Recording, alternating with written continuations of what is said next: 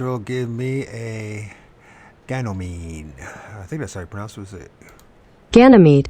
Ganymede? So it's like a reed, mead. Ganymede. Ganymede. Okay.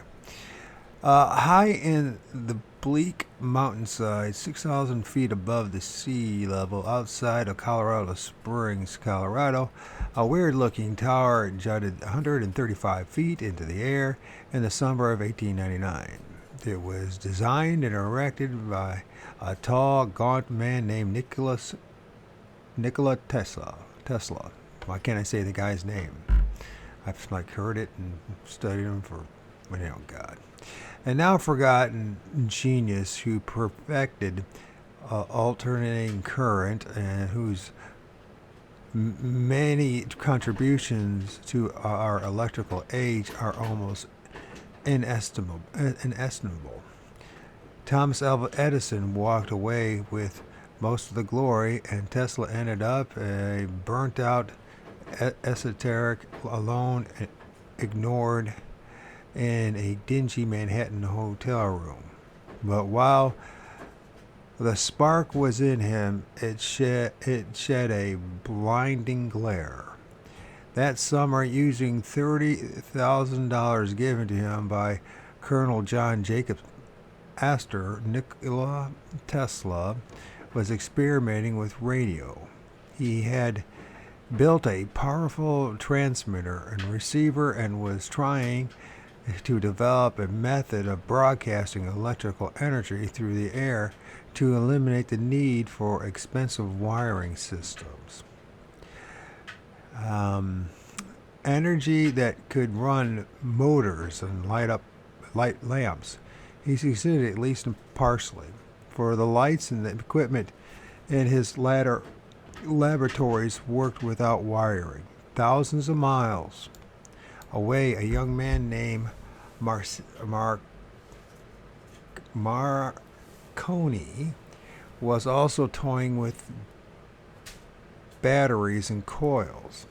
That summer, Marconi managed to broadcast the letter B, 3 dots and a dash, to a current receiver operated by his assistants less than 15 miles away. These were the only operable radios on the planet Earth. But somewhere there must have been a third transmitter. One night, while Tesla was working alone in his mountain lab, his equipment suddenly came to life. He received an apparently intelligent signal, though indecipherable. I was familiar, of course, with such electrical disturbances as are produced by the sun, aurora borealis, and earth currents, unquote. He wrote later, I was as sure as I could be that any fact that these variations were due to none of these causes. The feeling is constantly growing on me that I had been the first to hear the greeting of one planet to another. End quote. Tesla became the first scientist to intercept the mysterious intellectual organized radio waves which permeate our planet and have, then it says here, see John J. O'Neill's biography, Prodigal Genius, Neville Spearman. So let's check this out.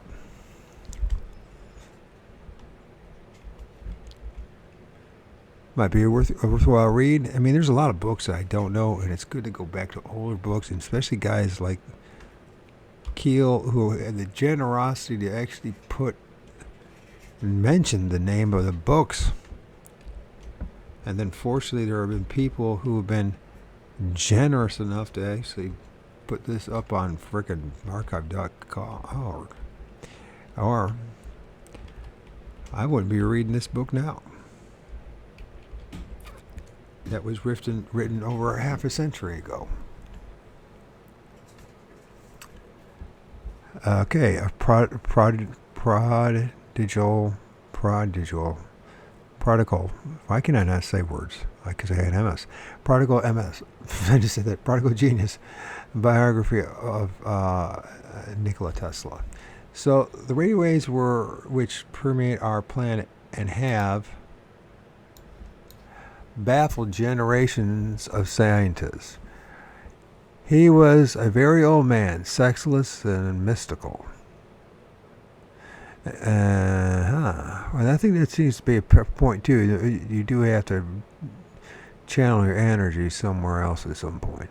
In 1900, he told a reporter, "We cannot even with positive assurance assert that some of them ultra-terrestrials might not be present here in our world in the very midst of us, for they constitute a life manifestation may be such that we are unable to perceive them." He amplified this in 1921 when American Magazine quoted him, "During my boyhood, I suffered from a particular affliction due to the appearance of images, which were often accompanied by strong flashes of light. When the word was spoken, the image of the object designated would present itself so vividly to my vision that I couldn't tell whether what I saw was real or not. Even though I reached out and passed my hand through the image, it would remain fixed in space." 2 years after Tesla's Colorado experiments, Marconi broadcasted the letter S, 3 dots across the Atlantic. A new era in communication was born. First, the very beginning of radio operators throughout the world received signals which no one could identify or understand. Some of these signals were so strong they seemed to be originating only a mile or two from the receiver. They drowned out all the other signals. The only identifiable thing about these enigmatic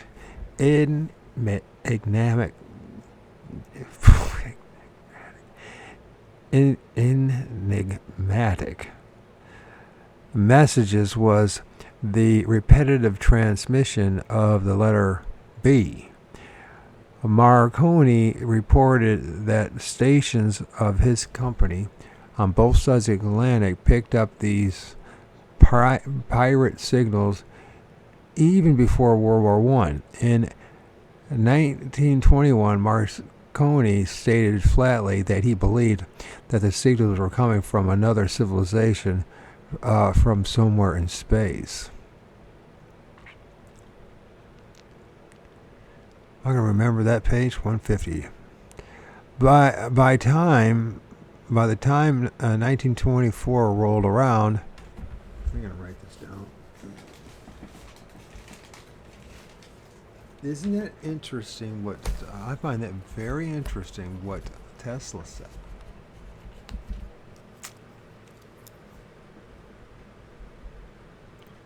In fact, I feel like reading it again.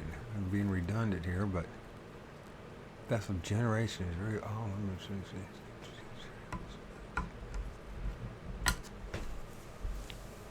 we call them spirits. By the time 1924 rolled around, signals from Mars were a popular theme in the Sunday supplements. When the orbit of Mars brought it close to the Earth in 1924, a well-organized program was set up to intercept any possible transmissions. Most of the major radio stations and ham rigs around the world deliberately fell silent and listened. Dr. David Todd, head astronomer at Amherst College, set up a gadget known as Jenkins radio camera at the Naval Observatory. Jenkins was a pioneer TV experimenter. Mars crept closer and everyone waited.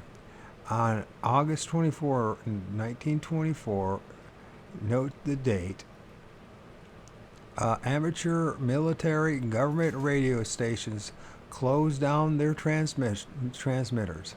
They were not disappointed. Freak signals of unidentifiable origin were reported by odd listeners all over the world. Dr. Todd's apparatus whirred and chattered, and a long strip of photographic tape poured out of it. When the tape was developed, it displayed a fairly regular arrangement of dots and dashes along one side, according to the New York Times, but on the other side, at almost evenly spaced intervals, are curious jumbled groups, each taking the form of a crudely drawn human face. What? Jenkins' device was technically incapable of producing drawings. This amazing experiment hit the headlines everywhere, and hundreds of amateur radio operators submitted reports of what they themselves had picked up. Since there were very few commercial stations at the time, and most amateurs were operating crude homemade equipment with very limited capabilities, we have another mystery here. Those freak signals had to be exceptionally strong.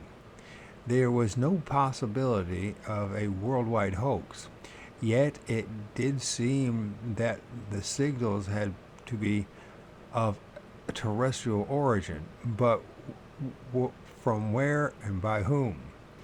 These signals continued to be received throughout the 1920s and 30s. Dr. Hugh Mansfield Robinson conducted one set of experiments with a set of high-powered receivers in 1921. He received intelligent signals on 30,000 meter wavelength, and Ernest B. Rogers, the engineer in charge of the tests, felt compelled to state that they were of extraterrestrial origin, as there were no sending instruments of that power on Earth. An amateur radio astronomer named Grout, I guess it'd be Grout Reber. So Grout Reber reported receiving strong dot and dash signals from space in 1939. He had built a 30-foot dish antenna in Wheaton, Illinois, just outside of Chicago. Said he had often listened to the signals for 8 hours at a time. They seemed to come from one specific spot in the sky. Radio astronomy was then in its infancy, and signals were being detected from both Venus and Jupiter. But these appeared to be static-like natural phenomena covering a wide part of the band. Professor Hermann Oberth, a German rocket pioneer, worked with radio telescopes and suggested that intelligent signals were coming from the distant stars of Epsilon Eridani, how is that from? Annie? So Epsilon Eridani and Tau Ceti, both of which are about 11 light years away. He based his calculations on his erroneous assumption that the signals were sporadic. They are constant and were only received every 22 years, thus taking 11 years to go out and another 11 to be returned. If the true nature of the central phenomenon is electromagnetic, and if the Earth is constantly being bathed in rays or beams of energy under intelligent direction, then these manifestations are hardly surprising. These signals could have existed long before we developed the devices necessary to intercept them. Once we have had the necessary equipment, the source of the signal adjusted the frequency so we could hear them. It or they are also able to play havoc with our communications at will. And there is evidence that that is happening. During the ghost flyers wave over Northern Europe in the 1930s, isolated people in Norway and Sweden picked up magnetic broadcasts on their shortwave sets. Purportedly, the UFOs chattering back and forth over the airwaves, often in broken Swedish. The Scandinavian press speculated that Germany or the Soviet Union might be responsible for the broadcast, but no evidence of this ever came to light. In countless modern UFO cases, witnesses have claimed they received strange guttural voices, and it happens with Bigfoot too, by the way, and dot-to-dot signals on car radios, in TV sets and telephones while flying saucers hovered overhead. Citizen bands of CB radios also have a habit of picking up these signals in flap areas. On many occasions, these voices and sounds have been emitted by loudspeakers which were turned off and weren't even connected. A loudspeaker consists of an electromagnet which vibrates a cone of paper or stiff cloth. When the cone vibrates, it naturally vibrates the air and produces audible sound waves. Theoretically, a beam of electromagnetic energy on a very low frequency, VLF, could activate the magnet. In January 1954, people throughout the Midwest allegedly heard strange voice coming from turned-off radios. The voice stated in a dull monotone, "I wish no one to be afraid, although I speak from space. But if you don't stop preparations for war, you'll be destroyed." Even stranger, the same kind of message delivered by the same kind of voice was supposedly picked up by the equipment at London Airport that month. George Hunt Williamson, an anthropologist, claimed he was present when an amateur radio operator established contact with another world in the summer of 1952. Here's Williamson's account of that experiment. This test was of such a nature that if the messages were a hoax, they would have been revealed as such immediately. He sent a question over his transmitter to the space people, and they received the answer. And without any warning, he quickly switched to 160 meters and asked another question. To his surprise, the answer was soon forthcoming. Any radio man knows that no power on Earth would have enabled any operator to know where he was switching to. Even if Mr. R had told the other operator that he was going to switch to 160 meters, still they would not have found him on that band until after the question had been asked. And of course, they couldn't have answered the question if they hadn't heard it. Williamson spent a lot of time probing around the ancient ruins of South America before he suddenly vanished without a trace in the 1960s. At a flying saucer buff convention in Giant Rock, California, in 1954, one speaker informed the audience, "The entities of the spaceships and saucers can and do read the mind of the radio operator, exchanging communications. They know when he is several yards from his set, and will give him time to reach it before they signal."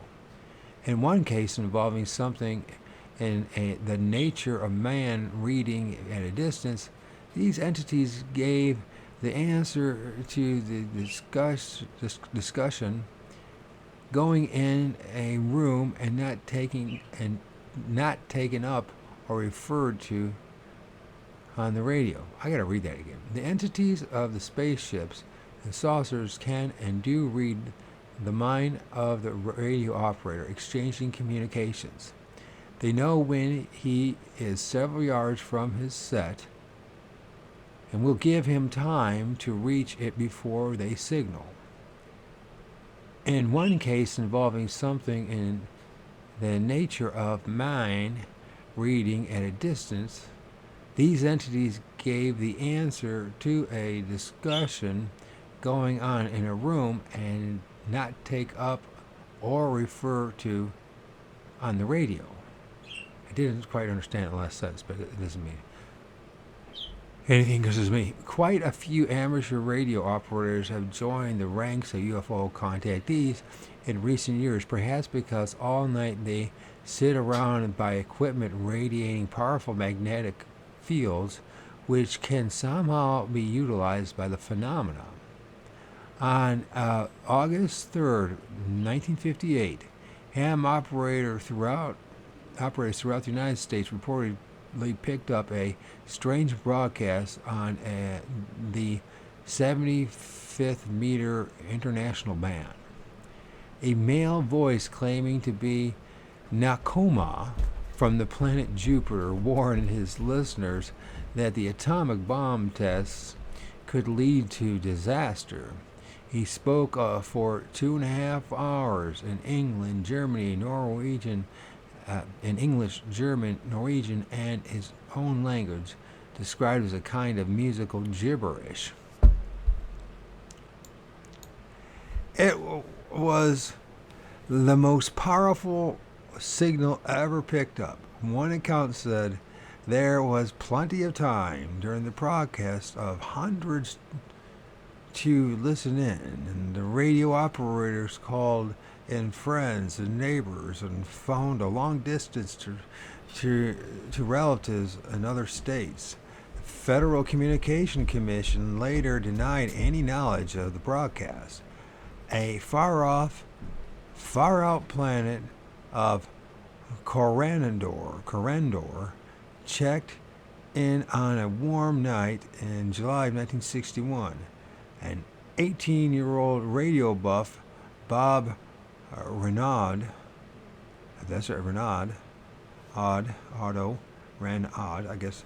Bob Renaud was browsing around the shortwave bands in his home in a little town in Massachusetts, when suddenly from the loudspeakers came a very high-pitched beep, beep, beep. He was annoyed by it, and he said he tried unsuccessfully to tune it out. It stopped, he wrote later, but was replaced by a soft, warm, crystal clear feminine voice that said, "Bob." That's not the right one. "Bob, we'd like you to stay on this frequency for a while." This space lady identified herself as Lynn Airy. Like the demons and angels of yesteryear, the space people are fond of names containing double letters. Like Lynn, which is Lin, and Airy, which is ERRI. Over the months that followed, she dictated endless treatises on what was wrong with us and what was right with her world. Renaud's story quickly fell into the pattern of all the earlier contactees. At 2 a.m. on the morning of December 22nd, 1962, a car drove up in front of his house. According to his story, three rather normal-looking men invited him to hop in. They drove him to an isolated field where they demonstrated an anti-gravity device which lifted a huge boulder 100 feet in the air. Lifted a huge boulder. That'll be fucking down. Then they pointed another gadget at it, and it disintegrated into a flash. Later, they conducted him on a tour of a secret underground UFO base in Massachusetts, and even took him for a little jaunt in a flying saucer. Following the Karandian's instructions, Renaud claims he rebuilt a TV set so that he could receive other space TV shows. When Len Airy's face appeared on the screen, she turned out to be beautiful blonde, 37-22 28. Okay. All right. She appeared to be 18 or 19 years old, but admitted to being 74, which in our society is the prime of life. Renaud's TV set probably operates on the same non-principle employed by the celebrated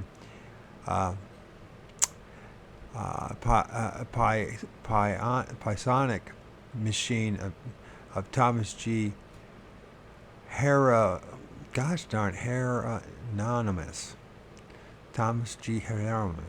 which was promoted by Astounding Science Fiction for some years.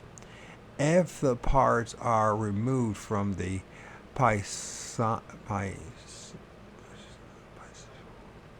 Pisonic machine, it continues to work anyway because it apparently operates on some psychic force like Ouija boards and dowsing rods do. Another ham radio operator was swallowed up by a contactee phenomena, and January 30th, 1965, towards midnight on January 29, George M. Clemens, mayor of Monterey, California, and several other people reportedly saw a brilliant illuminated spherical object hovering over the Monterey Bay. It appeared to slowly descend out of sight on the other side of the bay.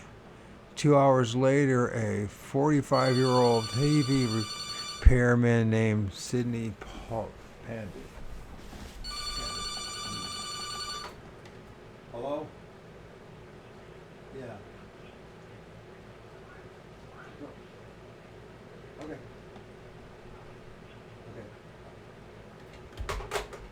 Chase! You gotta check on Tucker. That was your mom. Anyways. It's a good thing I live close to that house, and they just a 5-minute walk, because if it was I'd have to any further away, I'd have to drive them. You'll be okay, right? Yeah, I will.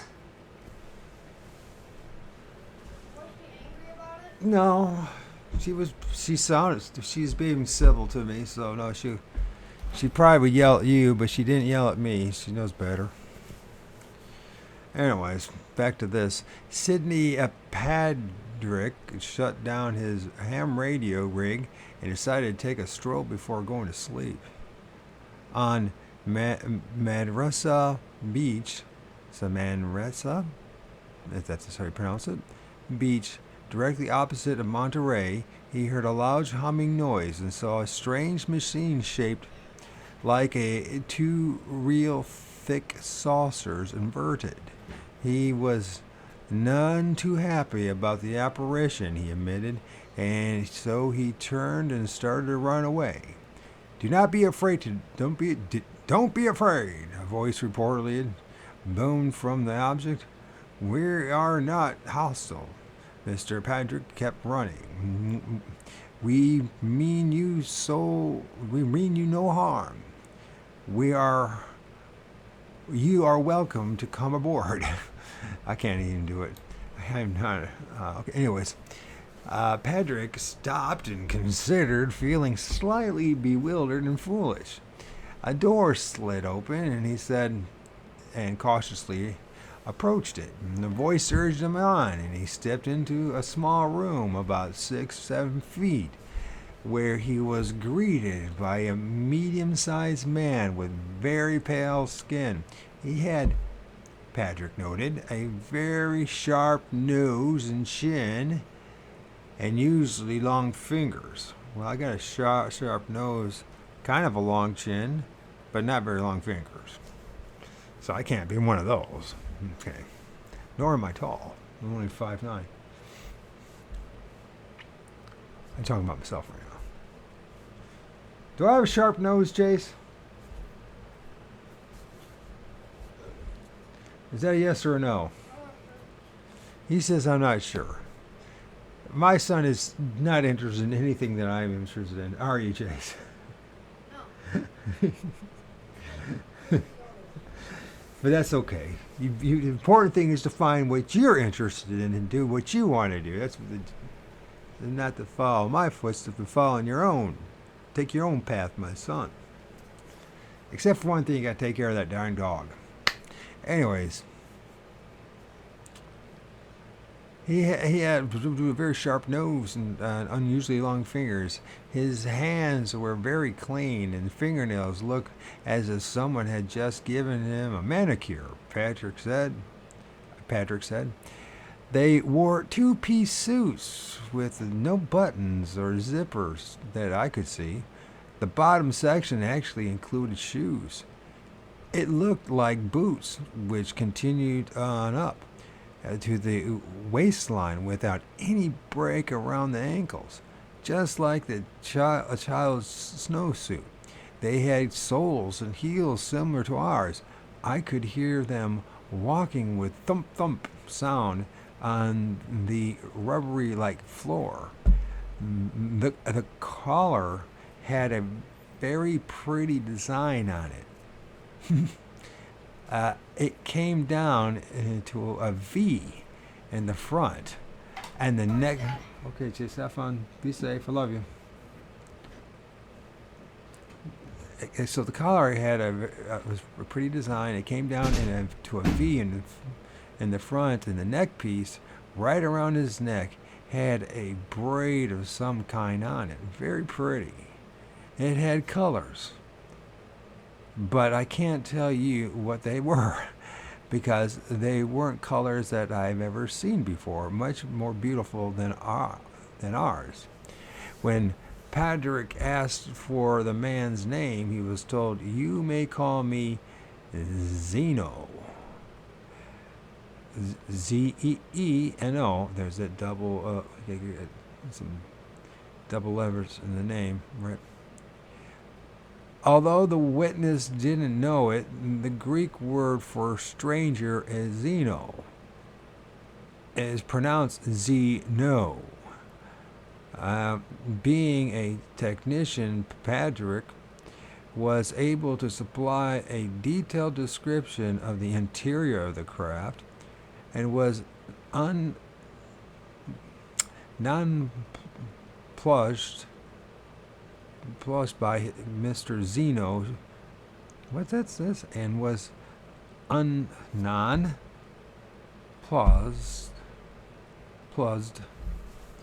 I don't know what that means. Plussed Well, let's find out. Since instead of just walking away from it, who gives a shit what anybody thinks of me? So, non.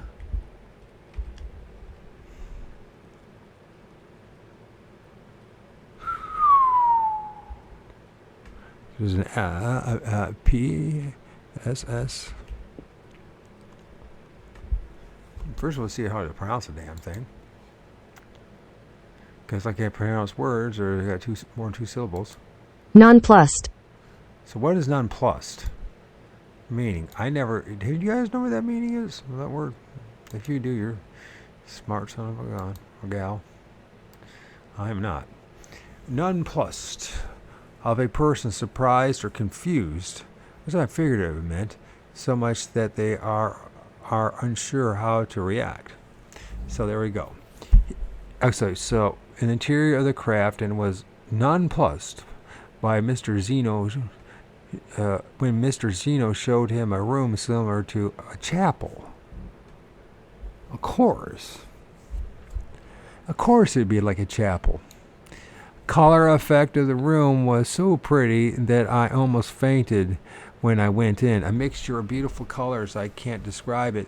There were 8 chairs and a stool, what appeared to be an altar. Zeno said, "Would you like to pay your respects to Supreme Deity?"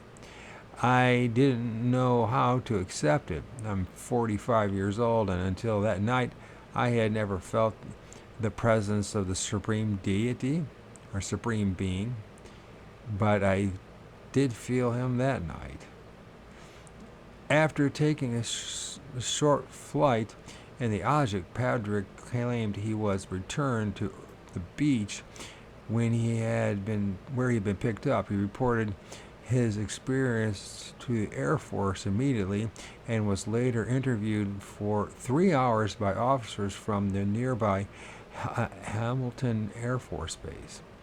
They wanted an account of it, word for word, and he said in a later telephone interview, "I told them exactly what happened." They were the first to hear it. There were certain details which they asked me not to talk about publicly, but I think in telling it, everything should be disclosed. I can see no reason for anything being held back. The Air Force didn't want me to say that Zeno told me the space people had no money. They did not want me to disclose the type and shape of the craft because they said that would indicate the Air Force was not doing its duty. I told them I could see no reason for that either. I know the Air Force believed it. I know it from the standpoint that they did a lot of checking down here in the area. They were here for quite some time after the incident. They didn't want me to divulge the saucer's means of communication or power. Patrick was led to assume that the object was powered by light waves or magnetic rays.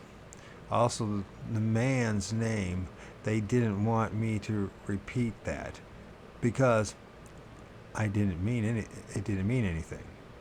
Reporters found that Sid Patrick was backed up by everyone who knew him. He was highly regarded as an honest man and was not a religious fanatic or a UFO nut. Ironically, the hardcore UFO cultists rejected the story out of hand because of the unpalatable religious overtones. Everyone else, including the Air Force, took him very seriously. Radio amateurs continued to receive strange messages from somewhere. Hammer operators in flap areas have cautiously reported all kinds of manifestations, including the materialization of entities in their radio shacks. It is common for UFO contactees to hear alien voices delivering personal messages to them from their ordinary house receivers. A number of people even claim that images of spacemen have appeared suddenly on their TV sets, address them directly. A rapid increase of such cases since 1965 suggests that a new game may be in the making. It sounds like a cliche science fiction plot, but a time may come when a general message to the human race may suddenly spurt from every receiver on Earth in every language. Wouldn't that be a kick in the teeth? It's a good place to stop.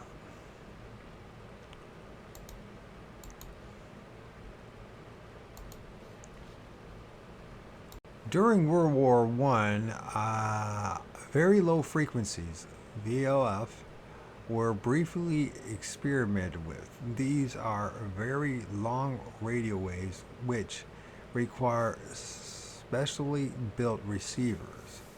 In the last few years, VLF stations have quietly been constructed all over the world, although there are only a few commercial receivers on the market and very few hams have VLF equipment.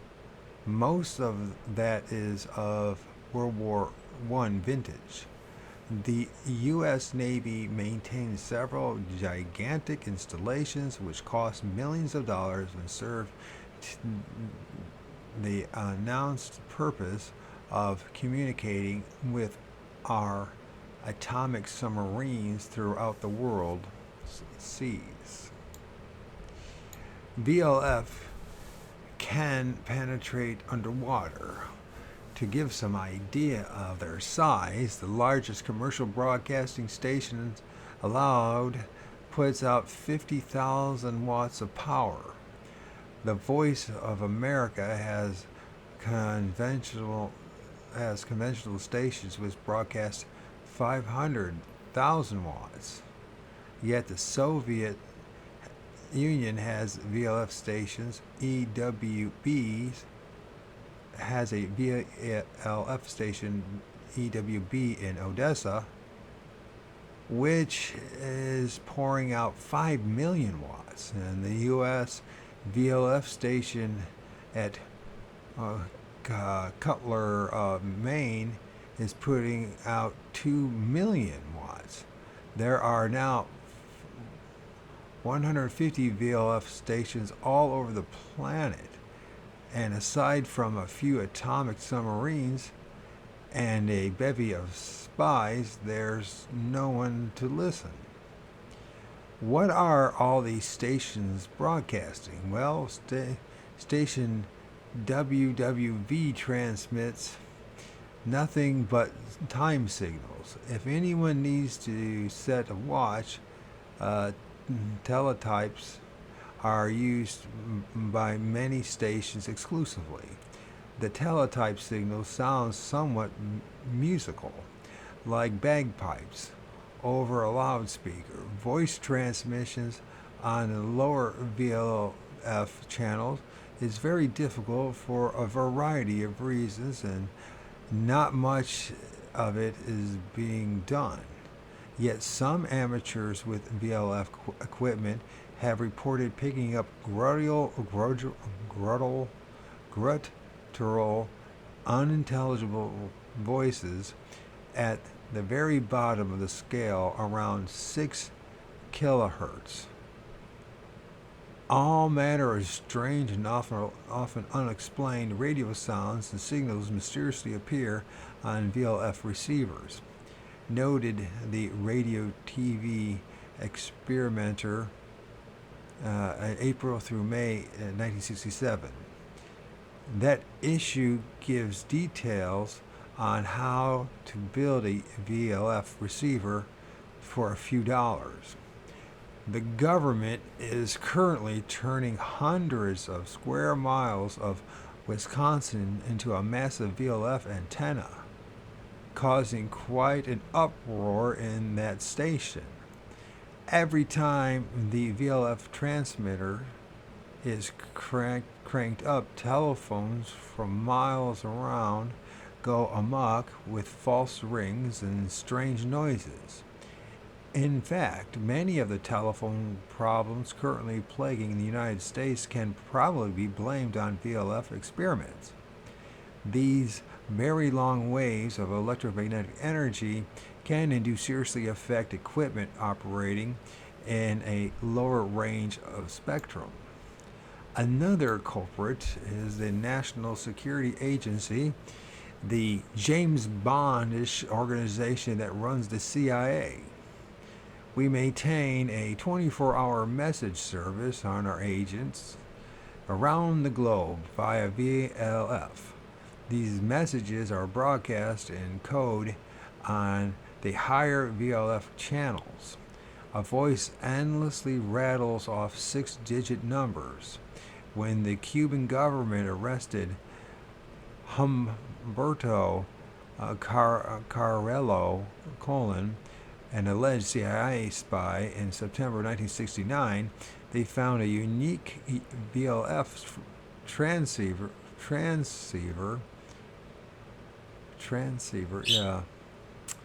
in his possession. The Cuban counter spies claimed that they had been monitoring his transmissions for months and had broken the CIA code. Copies of Cullen's alleged messages were released to the Havana newspapers and reprinted in communist propaganda organs in the United States. The number of oddities are buried in the dense text of these purported communiques with the CIA. In April 1969, Cullen is supposed to have reported a conversation with a Cuban official. On the way to the hotel, he told me that I would be witness to something historical, that within 6 months there would be no more money. And capitals were used in the published quote. He allegedly saw something strange like a whale or a large fish. What? That was no such thing. More like a mini submarine or something like that at Daru. Daru. There's that Daru again. On October 8th, 1968, during a visit to Hall, that was quick. That was quick. Yeah, because Adam was there, the guy he's remodeling my shower, right? That's nice. Right, and he took out Tucker. Oh, okay. Is he that black dude? No. What? Well, there's a black dude I remember that remodeled the floors. They did a lot of remodeling in the house, but that was 12 years ago, so who knows. Good. Yeah. So what are we going to do today? I'm not sure.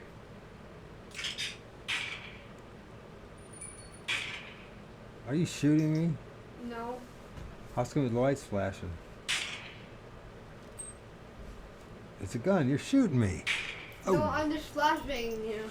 You're flashing. Bam, bam. Oh. Yeah. That's pretty See, wild. it's not real.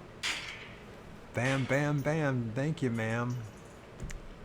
Where are we at in all this? When I lost track. Okay. He allegedly saw something. Okay. During the visit to Holguin, he reported about 8:30, I saw a shooting star. First, I saw a red light on the horizon, very fast from right to left. I don't know what it was. I also saw a shooting star. I wasn't even drunk.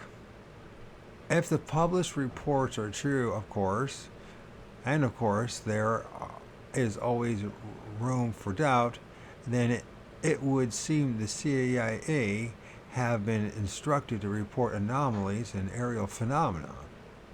In recent years, voices calling off numbers of VLF channels have frequently been intercepted by conventional equipment. When weather conditions are right, tape recorders and sound movie projectors, TV sets, and even public address systems have been picking up these signals. For some reason, public address amplifiers in churches in England and the United States, such as the All Saint Roman Catholic Church in Portland, Oregon, where did I get Portugal, and St. Lawrence Church in Cambridge, England, have been especially prone to these types of interference. Listeners usually conclude they are hearing broadcasts of taxi cab companies. Actually, taxi companies use a much higher frequency, and their signals are not likely to be picked up by low frequency equipment. TV and incidentally use FM frequency modulations for sound, and it should be nearly impossible for TV sets to intercept any other signal. On the other end of the radio spectrum, on the ultra high frequency UHF, received exclusively from space satellites and manned spaceflight communications, there has been a plague of anomalous radio signals. Back in November of 1957, shortwave listeners everywhere were baffled by the strange tonal patterns which was broadcast next to the 20.005 frequency used by the two Russian satellites. Both the Soviet Union and the United States announced emphatically that the signals were not related to the satellites. It isn't classified, and FCC spokesman declared, "We just don't know what it is."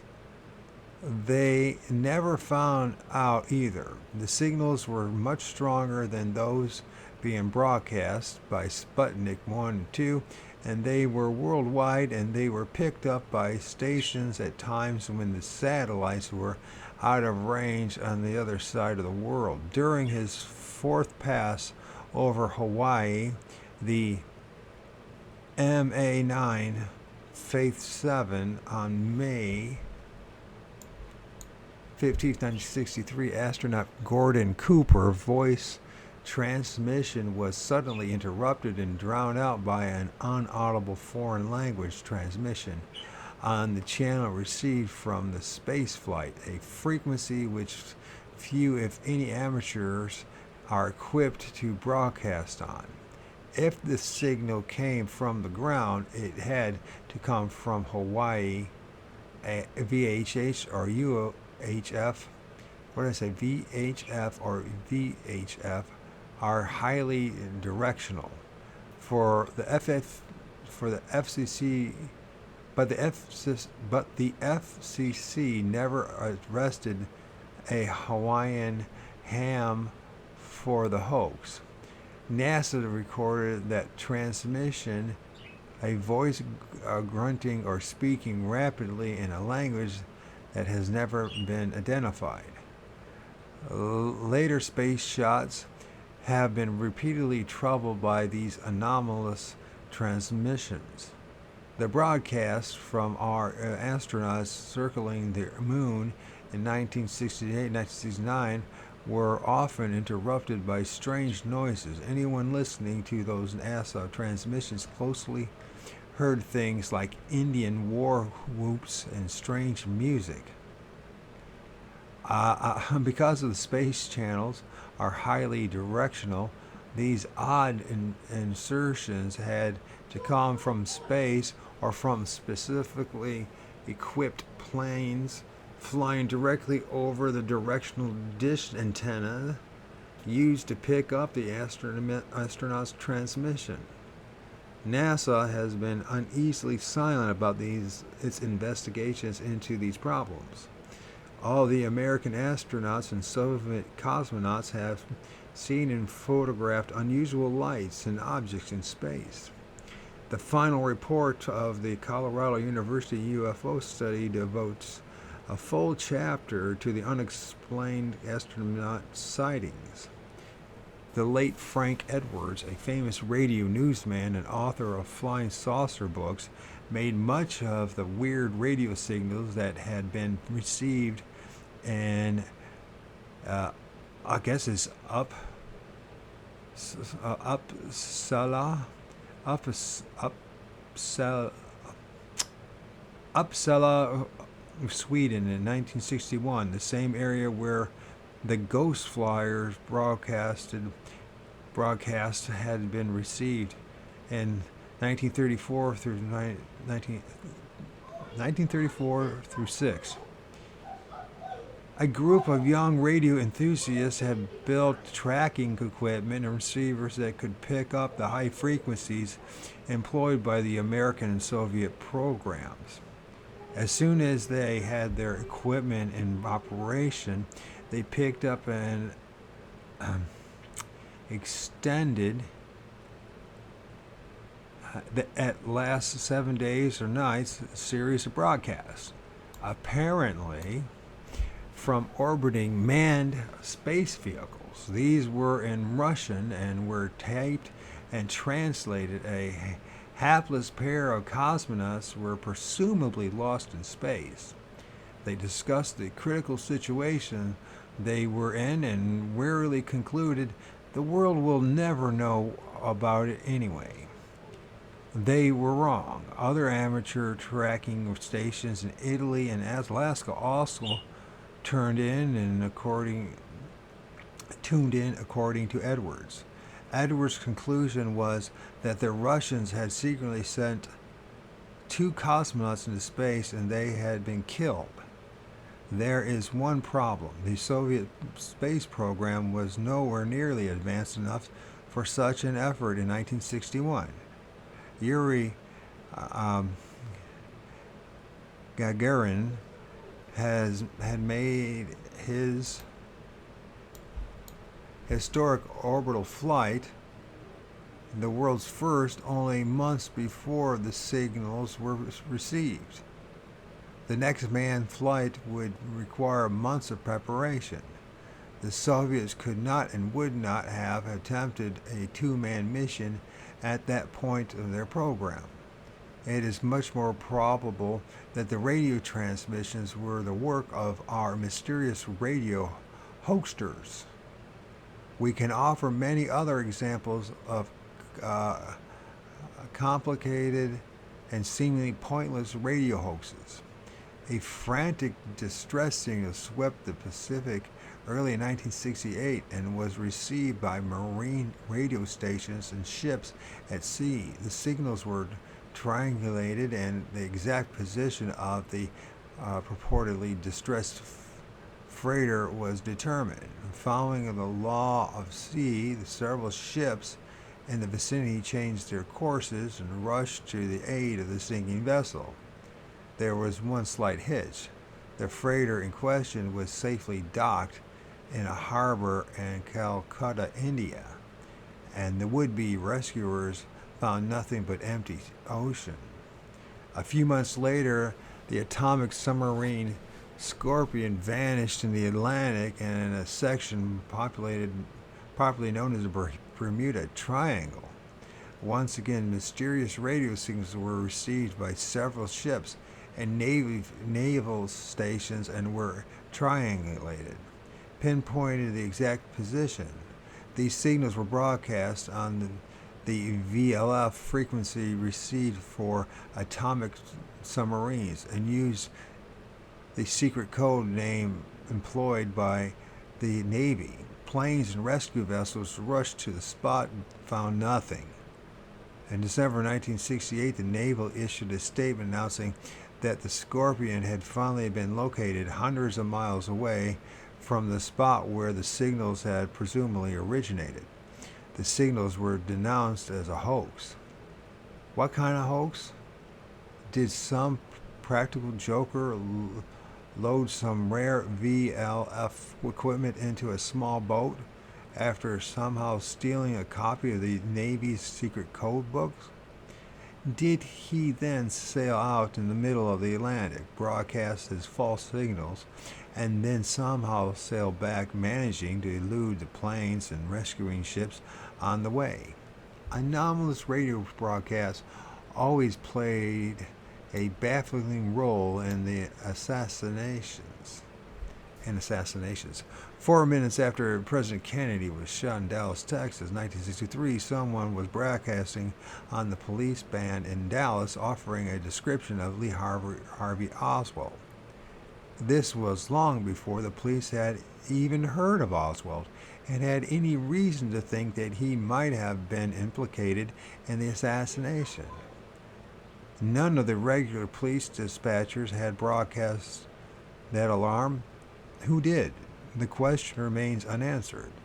Immediately after the Reverend Martin Luther King, was shot in Memphis, Tennessee in April 1968, a phony broadcast on the police band sent all the police rushing to the wrong side of town, while the alleged killer went off the other direction unhindered. Our radio pranksters are, in fact, not a myth. They operate in all languages and are obviously equipped with rare and specialized transmitters so powerful they can drown out all conventional signals. Their enterprises are usually pointless, sometimes harmful, and never explainable. It must be a very expensive operation if it is purely terrestrial. But many of these instances smack of the mischievous work of ultra-terrestrials. Our phantom broadcasters have also zeroed in on super sophisticated scientific equipment. At 4 a.m. on the morning of April 8, 1960, the great dish antenna of the radio telescope at Green Bank, West Virginia, swept across the skies and focused upon the predetermined target, Epsilon Eridani,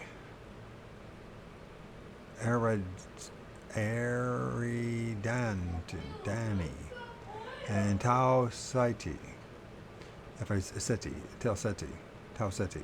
This was Project Ozma, the search for intelligent signals from outer space, headed by Dr. Otto Struve and Dr. Frank Drake. They tuned their equipment to 1,420.4 megacycles. They had calculated that the communication was vastly stellar distance would be most feasible at this wavelength, the frequency of hydrogen. Eureka, he says. Even before they could switch on their loudspeakers, a powerful signal blasted in, knocking the needles off the dishes.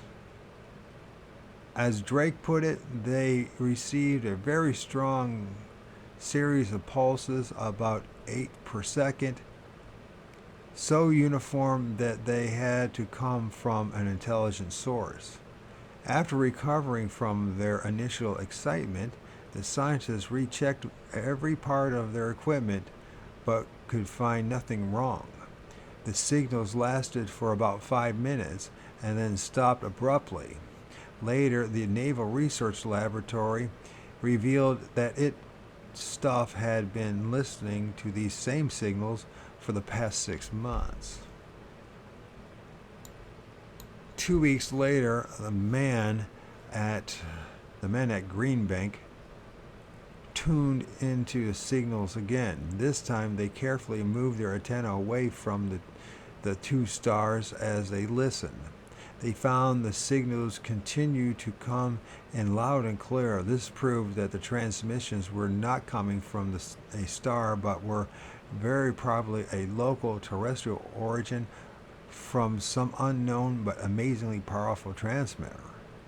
Rumors of secret radio experiments were responsible for the signals and proved unfounded.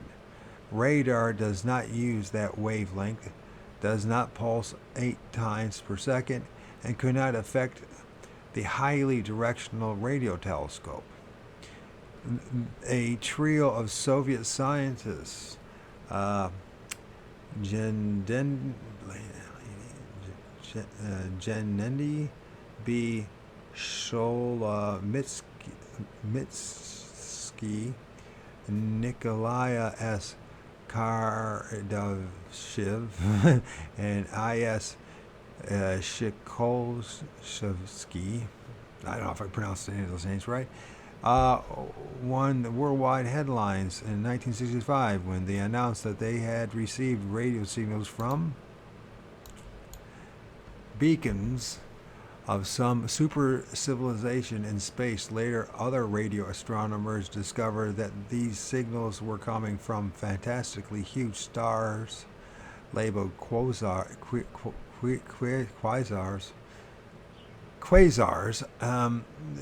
the furthest out of all known objects in the universe. The signals are apparently natural radio propagations. The Russians later retracted their theories about the civilization, causing the UFO buffs to howl, "Cover up," once more. In 1967, Dr. Drake and other scientists working at the Arecibo, Puerto Rico radio telescope installation detected waves of hissing and static coming from 4 different points. Experimentation revealed numerous other invisible sources of radio waves in space, and these objects have been tagged pulsars. Current theory is that pulsars are the hardcore remnants of a supernova which has collapsed inwardly and is made up of densely packed neutrons. I wonder what they say now, 50 years later. So far, it seems that the magnetic fields of the pulsars are 1 trillion times greater than the Earth's. The sky may be filled with these things, and if any should even happen to wander into our solar system, this could become very uncomfortable on this planet. Sadly, the United States lags far behind in radio telescope research. Germany, Britain, Holland, Austria, and even Argentina and Israel are building bigger and better instruments to probe into these new mysteries. Meanwhile, mankind is unwittingly overloading and overcharging the Earth's atmosphere with all kinds of magnetic and radio waves. As the man-made electromagnetic field increases, it clashes with the natural magnetism of the Earth. The result is that the apparatus dependent on small magnetic fields such as generators, computers, and tape recorders are now being thrown askew by these larger blankets of incompatible electromagnetism. Nikola Tesla calculated that the Earth's natural fields lie at a frequency of about 150 kilocycles. Perhaps, that's interesting, 100, and he put that, it talked about Nikola Tesla around page 100, this book. I wonder if that was just synchronicity or deliberate or an accidental, I don't know. Perhaps when there is an interchange between the Earth's fields and rays, or fields coming in from stellar sources such as pulsars, the overcharge develops in some areas, indulging power failures and malfunctions of electronic equipment. One of the few really secure facts in UFOlogy is that there have been hundreds of power failures simultaneously when the appearance of unidentified flying objects. The popular notion of UFOs cause power failures could be erroneous. It is possible that the appearance of UFOs and the accompanying power failures could be in some cases be the result of this cosmic energy exchange.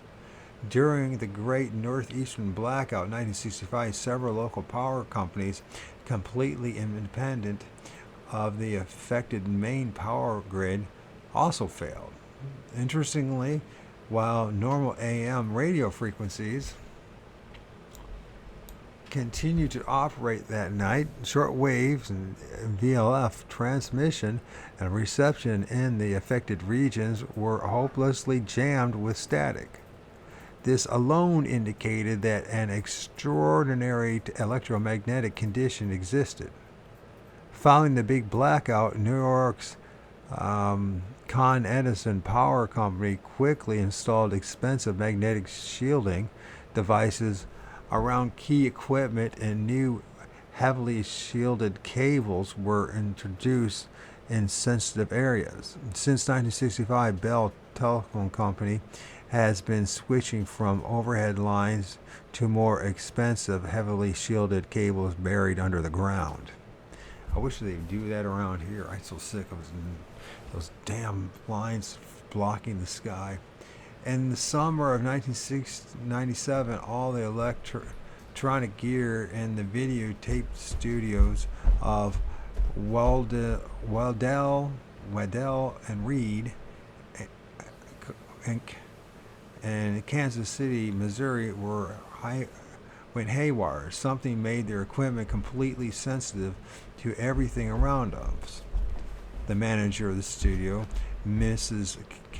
Kevin Eisenbrandt, told the Kansas City Star August 5, 1970, nearby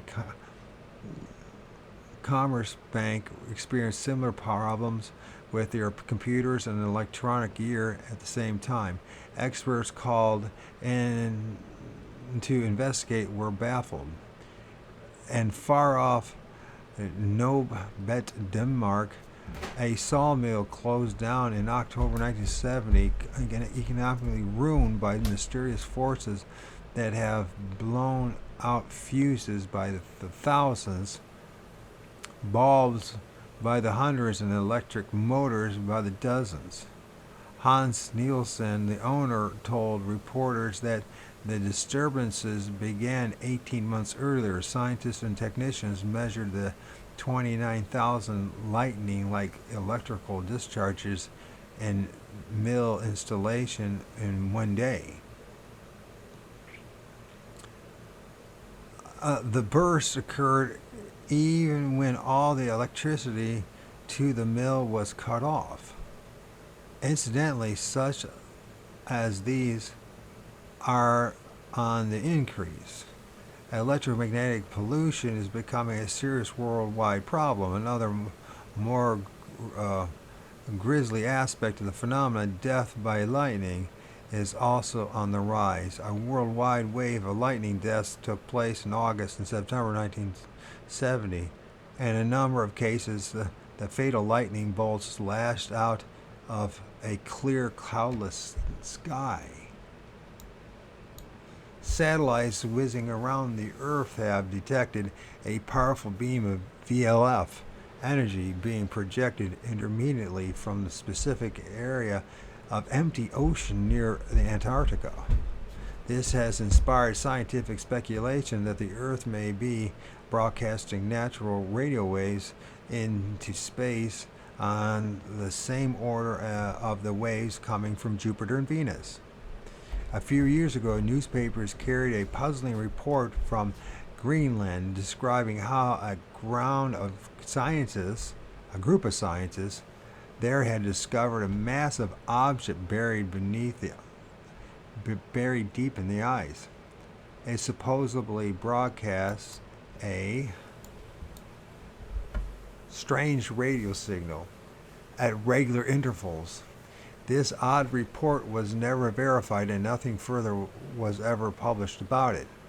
One of the persistent UFO rumors of this early 1950s claimed that an unnamed scientist in Washington had his possessions a tiny box which had in his possession a tiny box which had been extracted from a crashed flying saucer in New Mexico. According to the rumor, the box emitted a loud beep every 15 minutes, and no one could figure out what it was made of or how it worked. Radio itself is supposed to have been one of the secrets of the ancient mystical societies,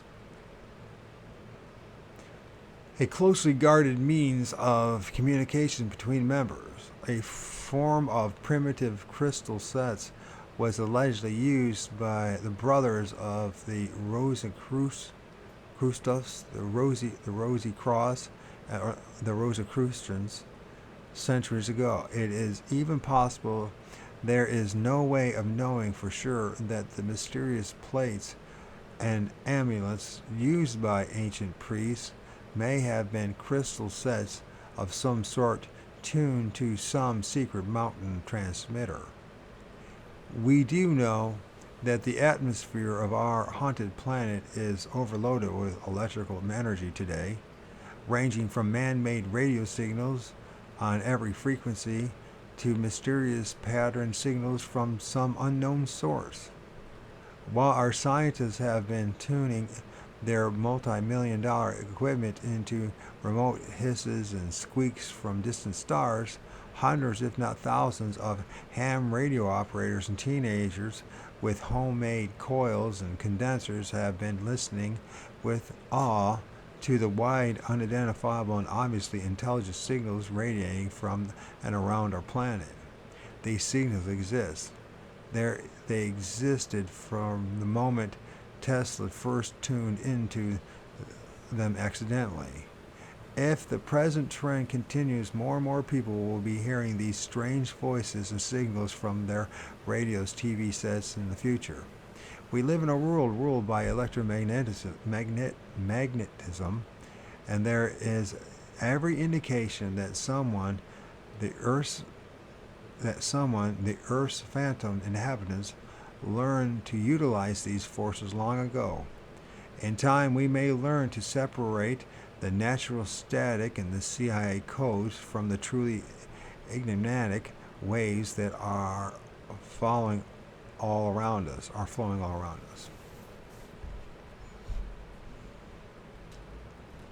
I'm gonna go to Spencer's.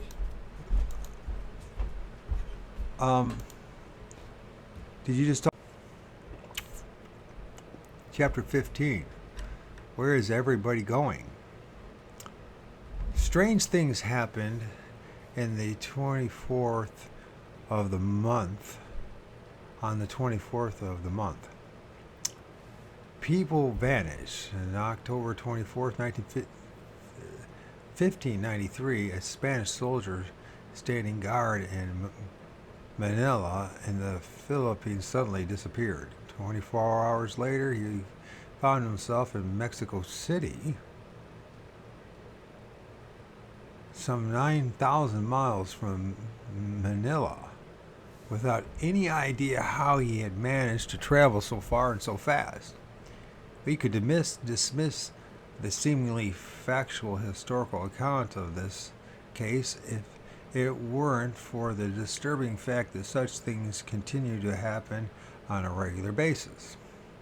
On October 24, 1967, Bruce Birkin, 19, found himself sitting in a bus terminal in Newark, dressed in a cheap, ill-fitting suit with exactly 7 cents in his pocket. He didn't have the foggiest notion that what he was doing there, nor could he remember anything that had happened during the previous 2 months. On August 22, 1963, Birkin and his girlfriend went to a beach at Ashbury Park, New Jersey. He left her later to go and put a coin in a parking meter. He was wearing nothing but a bathing suit. When he failed to return, his friend went looking for him. She found his lot car where he had been parked. Birkin's family held a well-publicized search for him, but not a single clue turned up. Finally, they conducted a funeral service in his memory, giving him up for dead.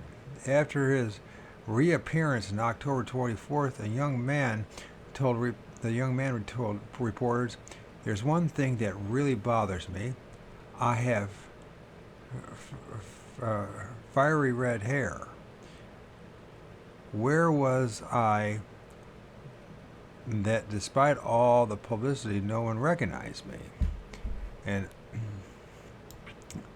And August 15th, 1967, 7 days before Birkin's still unexplained disappearance, a 37-year-old research scientist named Paul T. McGregor left his office at the Polaroid Corporation in Boston, Massachusetts, and started out for Camp Kirby to join his vacationing family. He never got there. 1 month later, he walked into a police station in Buffalo, New York, and told them he didn't know who he was. His identity was traced through the labels of his clothes, and the inscription on his wedding ring. Doctors at Meyer Memorial Hospital examined him and said they were convinced that he was suffering from amnesia. Who and what had met him on that Massachusetts highway that night and caused his mind to shut off the past? Despite all the movie and soap opera plots that have revolved around amnesia, a simple blow on the head rarely induces the condition. The traditional medical explanation is that an overwhelming emotional trauma is the cause of most amnesia. A man murders his wife in a fit of rage, and then his mind wipes out his entire memory. A child sees his dog run over by a car and erases the painful memory by blotting out the entire period of his childhood. Skilled psychiatrists can spot this form of amnesia and cope with it. But most of the amnesia cases induced by paranormal happenings, such as encounters with fairies or flying saucers, are not so easily diagnosed and dealt with. The nature of the trauma is never fully determined. Every July, there is a sudden rash of new amnesia cases in the national press. Coincidence with the traditional July peak of UFO sightings. Thousands of people who have been exposed to psychic phenomena and UFO manifestations have suffered Lacerner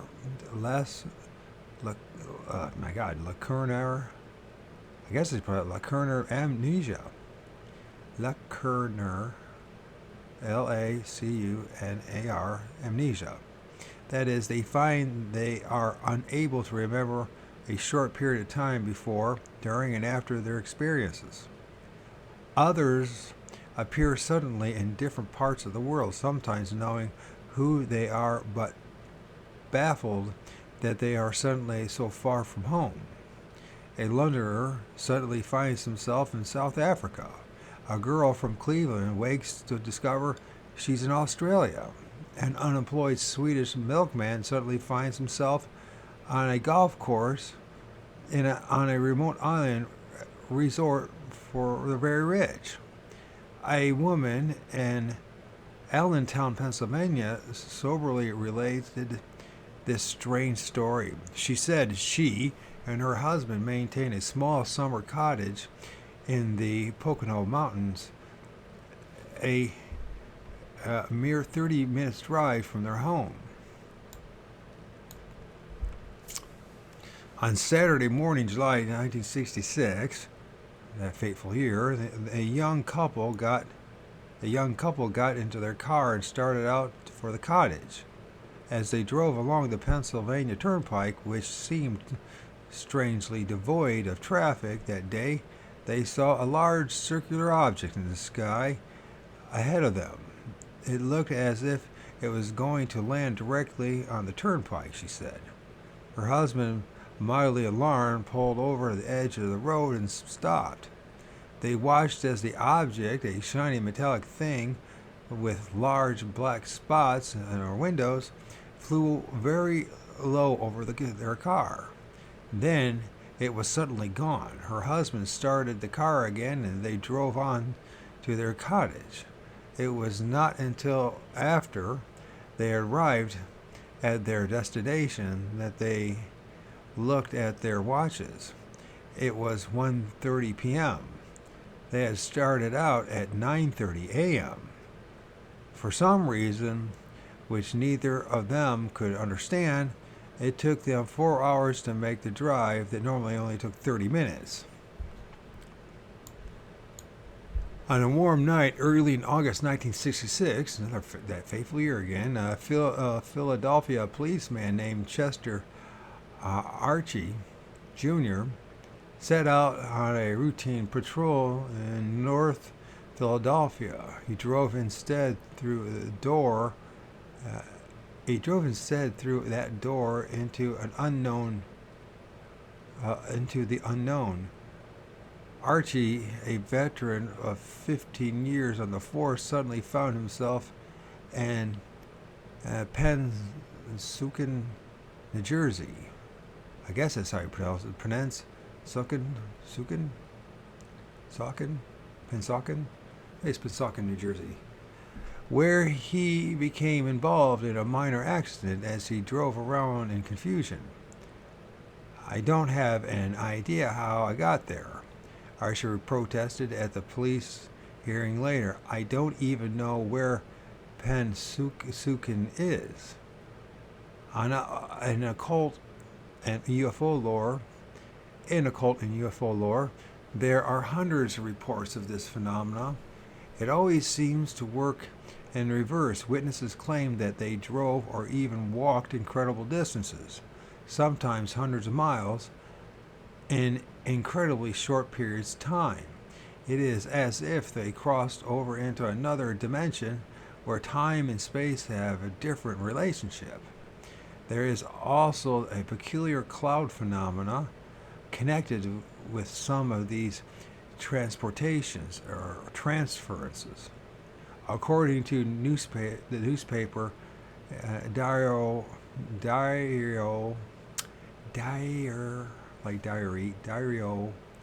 di Cordoba, a well-known Argentine businessman suffered a strange distortion of time and space in 1959. He reportedly got into his brand new car one morning in the city of Bahia Blanca, Argentina, and started to drive away from his hotel when a strange cloud seemed to envelop his vehicle. The next thing he knew, he was standing alone in a deserted spot in the countryside. He hailed a passing truck and asked the driver to take him to Bahia Blanca.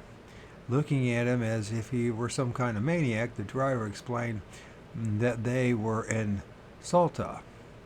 Bahia Blanca was over 1,000 kilometers away. He drove the befuddled businessman to the nearest police station, and they called the police in Bahia Blanca. The police later called back and confirmed that the businessman's car was still outside the hotel with its engine running. Strangest of all, only a few minutes had elapsed from the time the man had first climbed into the car, yet he had somehow been transported over 1,000 kilometers.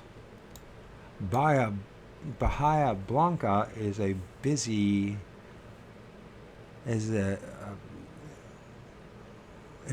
window area and has been the site of many strange psychic and UFO reports in recent years. In May of 1968, Dr. Gerardo Vidal,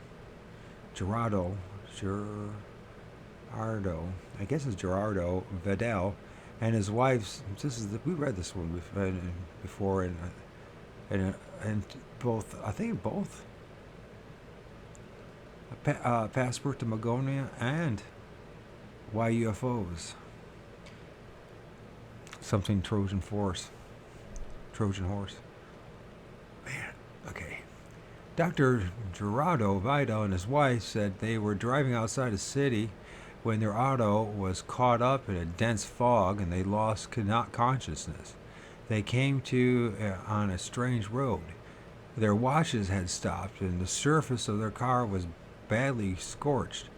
They soon learned that 48 hours had passed. They were now in Mexico, many thousands of miles north of Bahia Blanca. On March 4th, 1965, a leading Japanese newspaper, Manichai, carried an unbelievable story about an automobile disappearing. Full view of a crowded highway. The reporting witnesses were 3 officials of the Fuji Bank on their way to the golf course at Ryuga Zakai, if you said it right. As they drove outside of Kanamachi, they said they saw a black car ahead of them going into the same direction. Aside from the driver, they could see an elderly man in the back seat reading a newspaper. Suddenly, a poof of something gaseous, like white smoke or vapor, gushed from somewhere around the black car, and when this cloud dispersed, a matter of not more than 5 seconds, the black car had vanished, the newspaper account said. The trio of witnesses were so shaken by the incident that they stopped and reported it to the police. And soon another inexplainable oddity was added to the bulging files. Could that car in Japan have been taken by some unknown force that transported the Argentine businessman thousands of kilometers? Could the same force have been at work when British Wing Commander J. Baldwin flew into a cloud and never came out again during the Korean War? Other pilots in this formation scoured the area but could find no trace of their commander and his plane. Was it the same kind of cloud that literally devoured a whole regiment of British soldiers near Salva Bay, Turkey in 1915? An entrenched group of men later signed affidavits swearing they had watched the 1/4th Norfolk Regiment march into a peculiar brown cloud that hugged the ground in their path, that none of them reappeared on the other side. After a few moments, the cloud rose up and flew away. The witnesses reported joining a group of similar clouds, which then sailed off against the wind. No one from the regiment was ever seen again. 800 men gone or taken from the face of the earth. On August 4th, 1968, Garcia del Lourdes Jimenez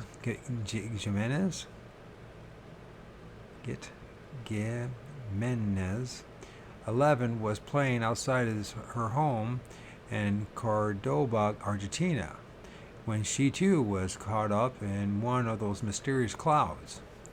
I wanted to go back indoors and watch TV, she told reporters from the newspaper Cordoba. And then, just as I was about to turn around, a white cloud like mist appeared on the front porch. It gradually came towards where I was, and then I could no longer see the other houses. I couldn't move or call out to Mommy. And after that, I didn't know anything more, until I found myself on a square where there were lots of people and lots of little boys. She knocked at the nearby house. The residents turned her over to the police. How had she traveled from Cordoba suburb to the Plaza España in the heart of the city? Mr. Gordon Creighton, a retired British consular officer, recollected the reports and translated them for Flying Saucer Review, September through October 1970. He reports that a child suffered fits of weeping and cold chills following the incident. There are periodic waves of disappearances which create brief sensations in the newspapers and are quickly forgotten. No one ever managed to find out where these people have gone.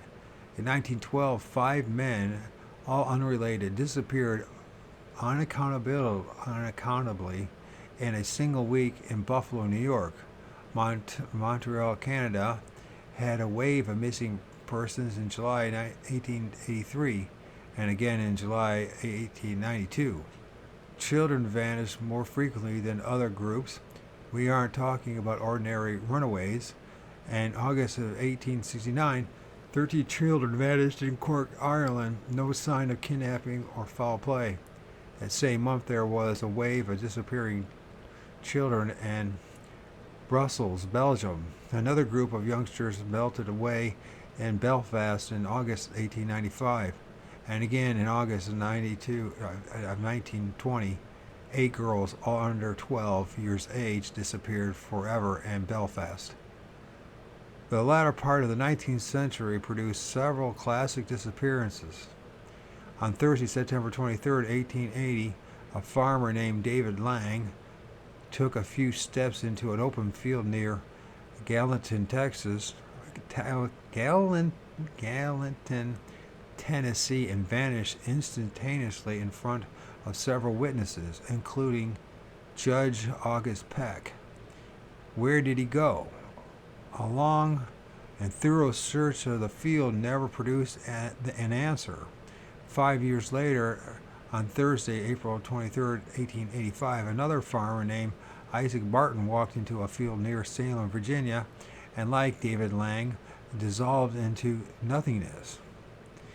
Christmas Eve, a 24th naturally, in 1889, a 11-year-old boy named Oliver Lark joined the Legion of Missing when he went outside his home near South Bend, Indiana, to get a pail of water. His family heard him cry out, "Help, help! They've got me." His footprints lead 50 feet away in the fresh snow and then stopped. His bucket lay a few feet beyond that point. There were no other marks of any kind. It was as if Oliver Lark had been scooped into the sky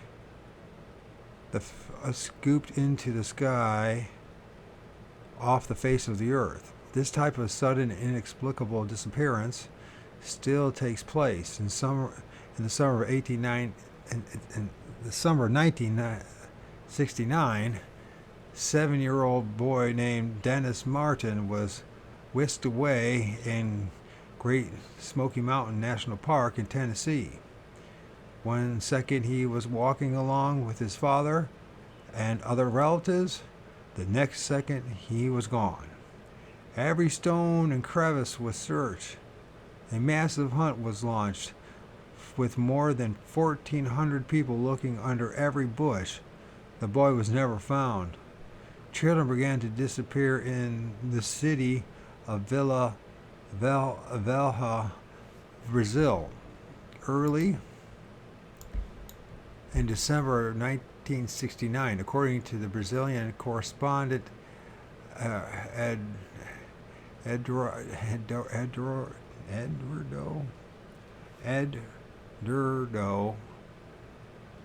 Keffel, a German magazine, Die Bund Illustriert, whatever, March 24th, there it is, the 24th, 1970. Within a few weeks, a minor mystery had exploded into a frightening epidemic. Scores of youngsters, all between the ages of 9 and 15, and all from poor families ruling out many ransom motives, vanished without a trace. The police in the state of Espirito Santo rallied their forces and began a massive search for a sinister kidnapping ring, but they had no leads. The disappearances seemed random and were not ordinary runaways, and none of the children knew each other and shared a common school. Then, in February 1970, 4 of the missing youngsters reappeared separately. 2 were stumbling about the streets blindly, suffering from amnesia. The other pair were able to remember fragments of their adventure, but their stories were as bizarre as a James Bond tale. They had been spotted on a street, and they said, and offered a ride in a large American-style limousine. Quite a treat to a poor Brazilian youngster. Once they were in the car, they were given a cigarette, apparently drugged, and they lapsed into unconsciousness. One returnee recalled that he awoke in a small hut, tied hands and foot, when a stranger entered and freed him and told him how to find the nearest police station. An 11-year-old girl identified as Benny said her kidnapper was a woman named Laura. Laura fed her sweets and then took her to a field where an airplane was waiting. Benny began to scream and fuss. Surprisingly, Laura gave her some money and returned her to her village. Most of the Brazilian victims were boys, although a few girls were included.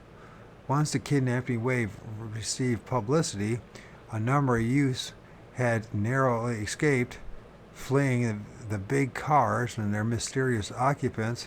When they were offered a lift, local police never caught up with these cars, speculated that they were dealing with some kind of slavery ring. Actually, children have been disappearing in large numbers for centuries all over the world, and most of these cases have remained unsolved. In the Middle Ages, it was popularly believed that fairies and leprechauns frequently stole children away. The Indians of North and South America also have many myths and stories about children being kidnapped by little people. And then it says here, Jessup discussed the case of the teleported Spanish soldier mentioned at the opening of this chapter in his book, The Case for the UFO. Among the annotations in the letter Vero edition, there was a pointed description of how the soldier had made so much trouble that they decided to let him go. The notion that para-human kidnapped children is deeply entrenched in every culture, and more recent times, gypsies have often been accused of kidnapping. And of course, then we know that there are human trafficking rings in our present day, all over the place. The celebrated Pied Piper of Hamelin, Germany, is more than just a charming children's story. A stranger actually did appear in Hamelin in the Middle Ages. He lured away 150, there's 150 again, children never seen again. The event is still commemorated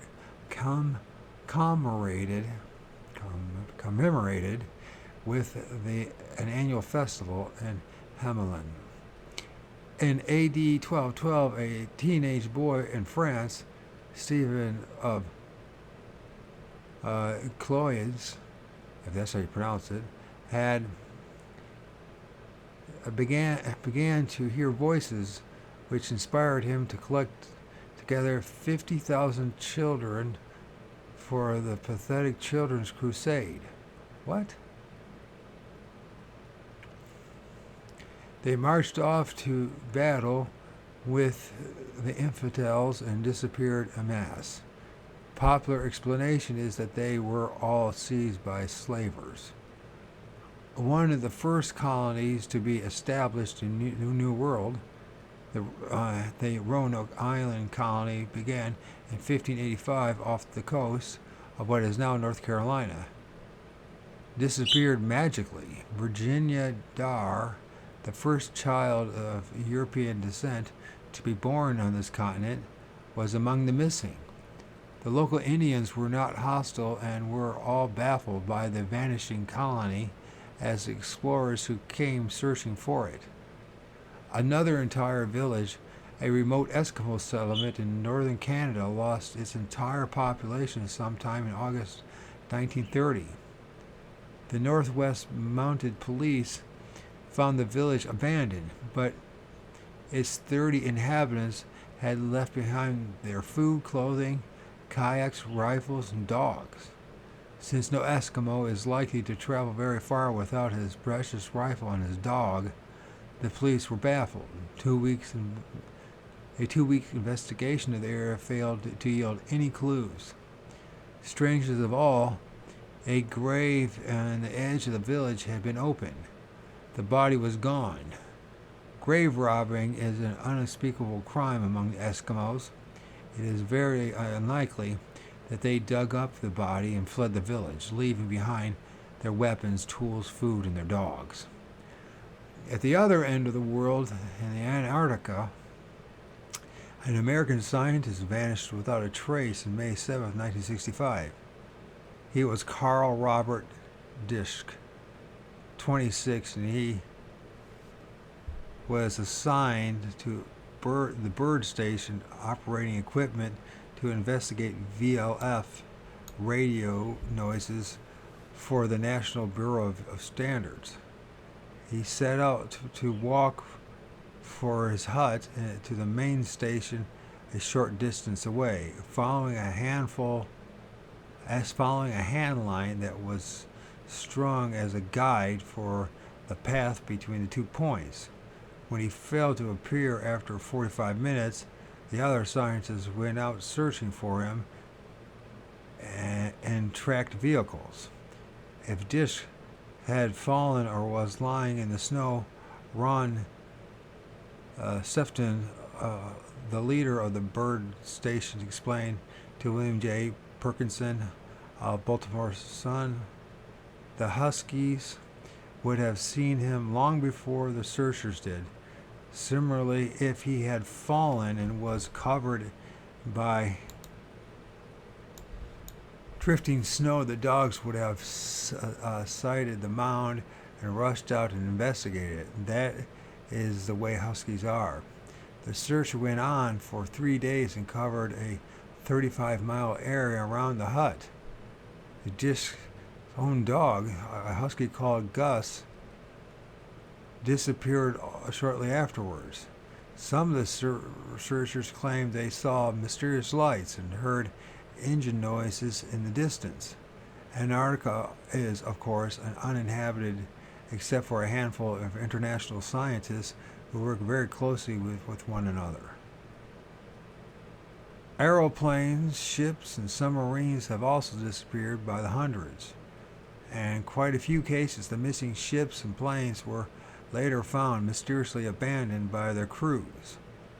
One of the first and most celebrated of these instances took place on July 24th, 1924, when Lieutenant W.T. Day and pilot officer D.R. Stewart went off in a single-engine biplane for a routine patrol over the Arab desert. A search party found their plane the next day parked on the desert and completely intact, in excellent working order. There was gasoline in the tank and no sign of trouble or violence. The footprints of the two men were clearly visible in the sand. They had taken a few steps away from the plane, and then the footprints ended abruptly.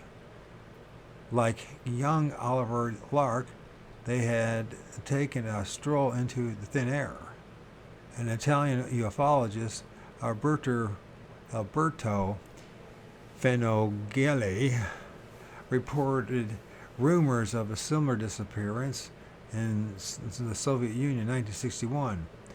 A small mail plane was reported missing, but was quickly located in perfect shape near the remote town of Tobolsk, Tobolsk, Siberia. Is that how you pronounce it? I know it's pronounced Siberia. I just don't know if that town is pronounced right. Tobolsk. Everything on board, engine, radio, mail bag, etc., was in perfect order. For Nogel stated the tank would contain fuel for 2 hours of flight. The 4 passengers had vanished without a trace. The distance of the about 300 feet from the aircraft, where was a huge clearing, defined circle on which the grass was all scorched and the earth depressed. Over 50 pilots and men in the United States Air Force have lost their lives and disappeared suddenly while pursuing unidentified flying objects. Their deaths have been officially documented. Their names and the peculiar circumstances surrounding these tragedies have been released to a bewildered and sometimes disbelieving press and public. Some of these incidents involved aerial collisions with invisible objects. On June 11, 1938, the Chicago Daily News described the crash of a U.S. Army bomber outside of Delaware, Illinois. 9 men were killed after what one ground witness described as a sudden crash into midair. Crashed with what? No one knows. 3 more pilots died on June 8, 1951, when 4 jets crashed simultaneously near Richmond, in Indiana. Another 4 jets came to a strange and near Lawrenceville, Georgia, on December 3, 1953. The tower operator at the Dobbins Air Base heard one of the pilots exclaim, "We can't miss it." Moments later, all 4 planes came diving out of the clouds in flames. After a thorough study of the debris of a jetliner which crashed outside of Calcutta on May 2, 1953, the British Ministry of Civil Aviation announced that it had collided with a fairly heavy object. Witnesses said that there was no other plane near the doomed airline when it seemed to stop short in midair and crashed. A B-47 smacked into something solid in October 1955, and only 1 man survived. He was quoted in the newspaper accounts as saying that the plane was struck in midair. The jolt was so terrific that he thought that they had struck the ground. The crash took place near Lovington, New Mexico, and authorities said that there were no other planes in the vicinity. One ground witness did claim, however, that a ball of fire appeared near the plane just before the crash. A couple of weeks later, another B-47 met with an additional fate, with an identical fate in Texas. Witnesses said they saw a ball of fire with sparks shooting out of it just before the plane went down. Are there invisible things haunting our airways, endangering planes, pilots, and passengers? Ufologist Jeremy Clark uncovered an extraordinary item from an old 1939 newspaper. On a day in late summer 1939, a military transport left the main Marine Naval Air Station in San Diego, California. for a routine flight to Honolulu. Clark wrote in Flying Saucer Review about 3 hours afterwards, several urgent distress signals sounded from the plane and then silence. Later, the craft came limping back to execute an emergency landing. When the air station personnel entered the plane, they found every man in the crew, including the co-pilot, who had lived long enough to pilot the craft back to the base, dead of unknown causes.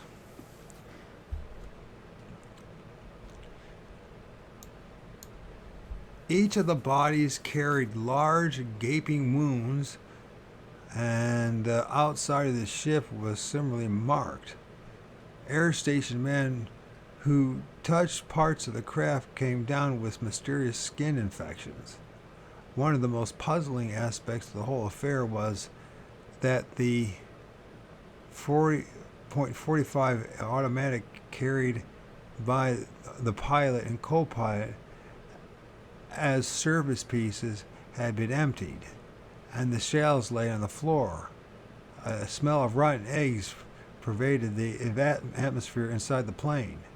Mysterious skin infections and rotten egg odors, hydrogen sulfide, are phenomenon familiar to all UFO researchers.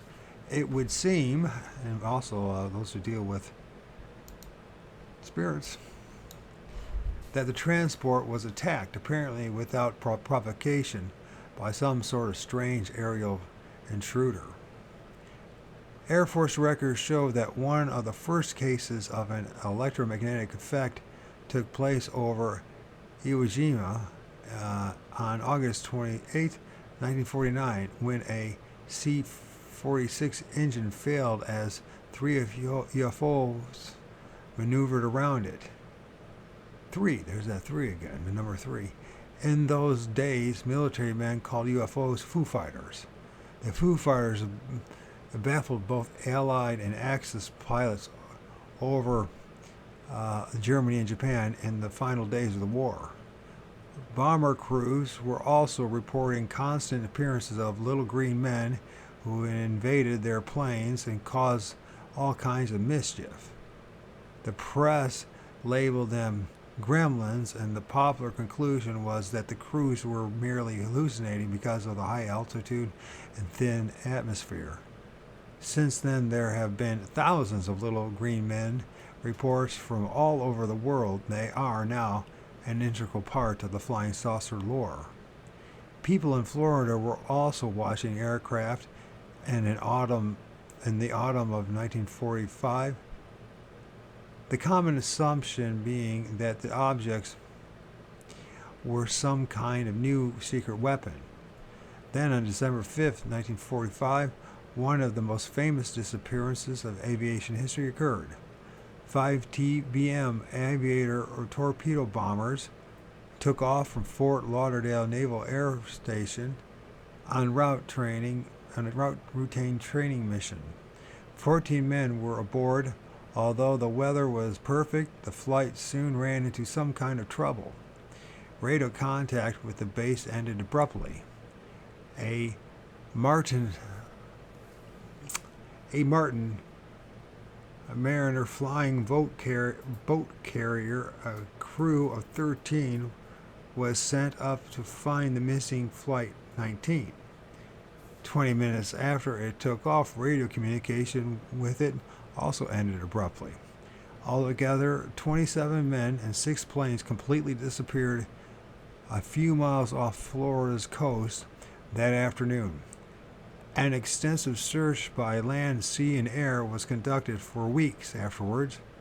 It all was one of the biggest searches in history. It failed to turn up a single piece of debris, not even an oil slick. The disappearance of Flight 19 and the rescue plane marked the official beginning of the Bermuda Triangle mystery. In the 25 years since, a total of 17 planes have vanished in the lozenge-shaped area southwest of Bermuda, carrying with them a total of 190 people. A number of ships, together with their entire crew, have also melted away forever. Such instances can be traced back as far as 1846. Ivan Sanderson, who has made a study of this phenomenon, believes there are at least 6 of these vile vortexes, as he calls them, spaced evenly throughout the world.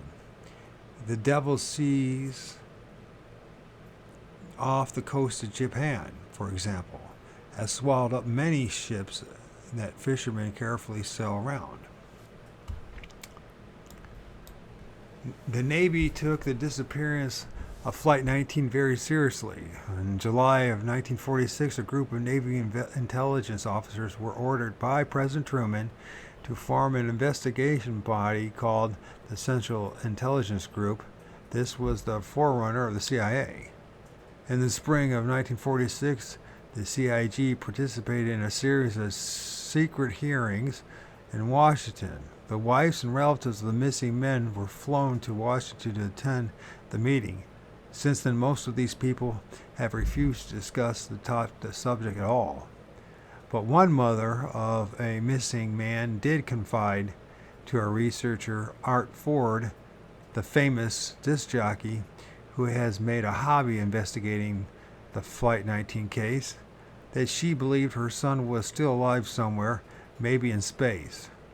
During 1965 through 6, the National Bureau of Standards mounted special microphones and instruments along the coastline facing the Bermuda Triangle to try to pick up sounds that might lie above the range of human hearing. They succeeded in recording odd whispering sounds of unknown origin. The Navy quietly conducted a new search of the triangle in 1967, spending over $5 million to search the ocean floors with special research submarines and devices. As usual, they failed to find any trace of the missing planes, ships, and were unable to come up with any new explanations for the mystery.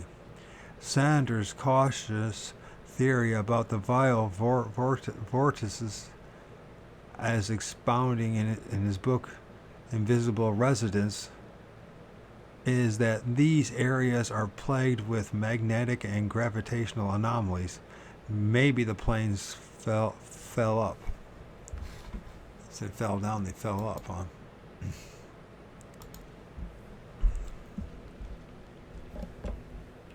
Invisible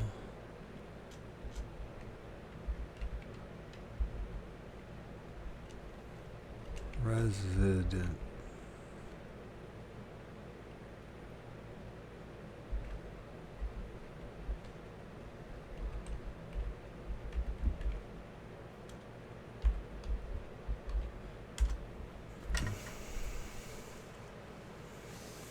There it is. Okay. Sanders' cautious theory about the vile. Okay, we read that. The planes maybe the planes fell up instead of down.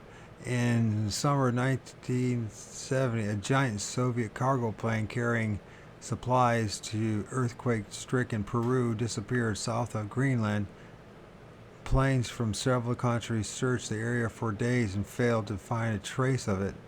That September, 3 adventurers set out in a balloon for New York, hoping to cross the Atlantic. They too vanished, and repeated searches could not locate their supposedly unsinkable gondola. Everyone has heard of Mary Celeste, right? This ship found floating crewless in the Atlantic in 1872. There have been scores of similar finds. Usually such ships are completely intact, often with food cooking on the stove and the galley's tables set for dinner. The crews and passengers simply abandoned ship, leaving all their personal effects behind.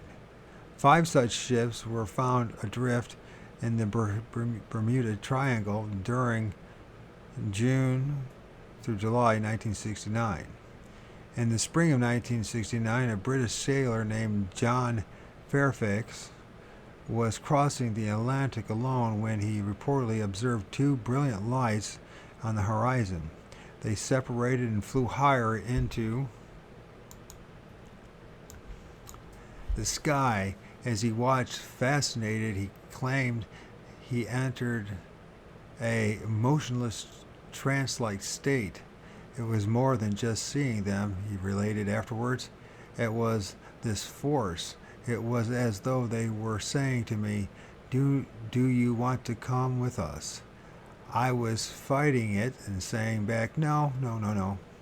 It was like telepathy, like being hypnotized. After the objects swooped away, Fairfax realized for the first time that the cigarette he was holding had burnt his fingers.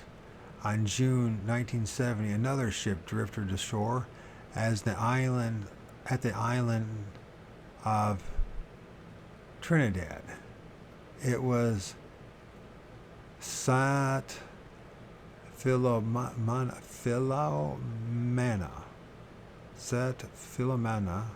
and had accommodations for 7 people. There was no one aboard. A C-46 loaded with 5 tons of meat disappeared over the Caribbean in April of 1970. The usual fruitless search was conducted. Submarines have too shown a tendency of vanishing in tightly spaced wave cycles. Back in 1939, before World War II got underway, 4 subs vanished in 4 months. They belonged to Japan and the United States, Britain, and France. During the week of January 21st, 1968, both the French and Israeli submarines disappeared without a trace, and the placid Mediterranean. They were hundreds of miles apart when they performed a disappearing act almost simultaneously. Searching parties reported unidentified flying objects in the area, and one group of would-be researchers detected a metal object and thought they had found one of the missing craft. But the object scooted away and was never explained. Since then, 4 more subs belonging to the United States, England, France have vanished. The most recent, the French Eurydice, was swallowed up on Wednesday, March 4th, 1970. In the Mediterranean, somebody seems to be collecting submarines. People, planes, ships, submarines, and even automobiles are constantly disappearing suddenly and inexplicably all over this haunted planet of ours. Naturally, these mysteries have attracted the flying saucer researchers, and 2 ufologists apparently joined the missing voluntarily on November 11, 1953.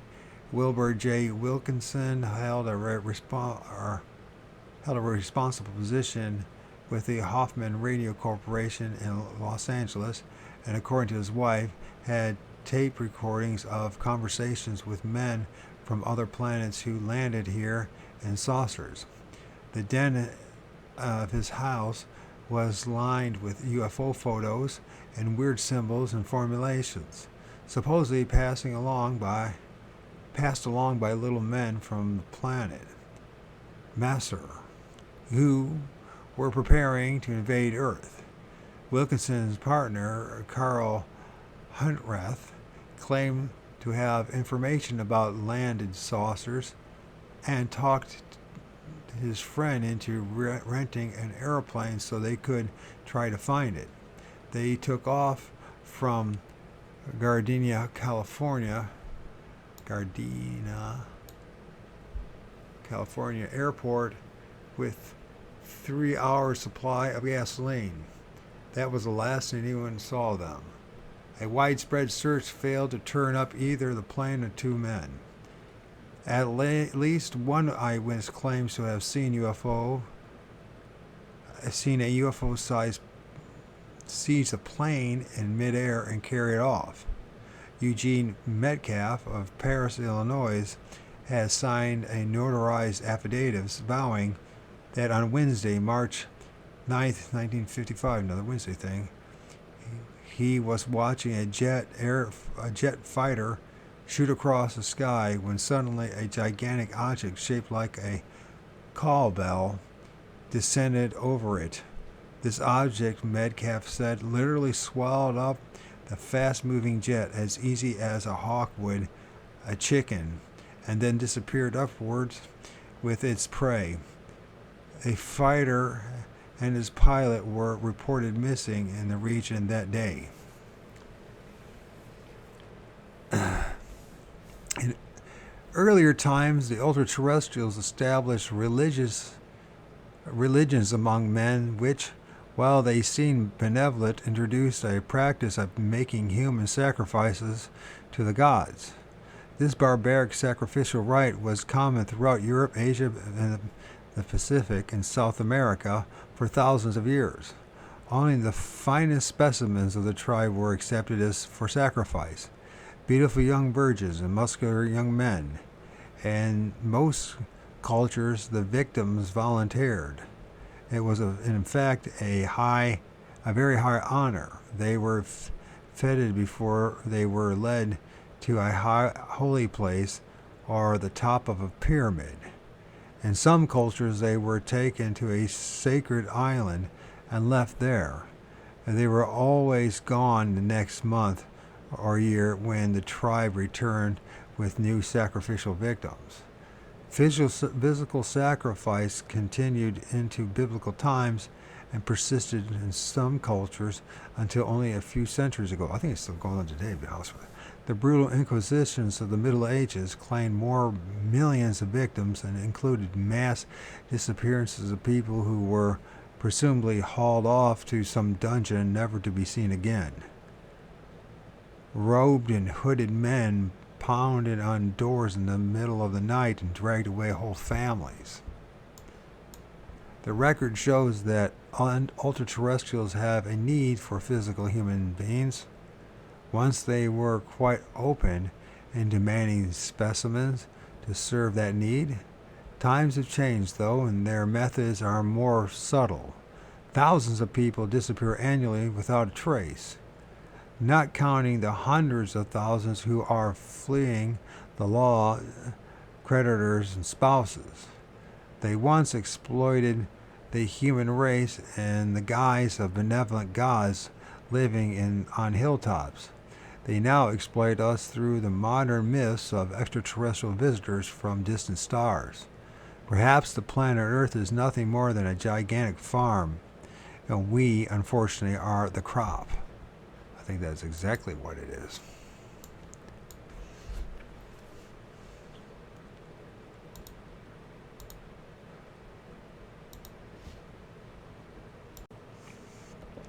Okay, chapter 16, the revolution of the mind.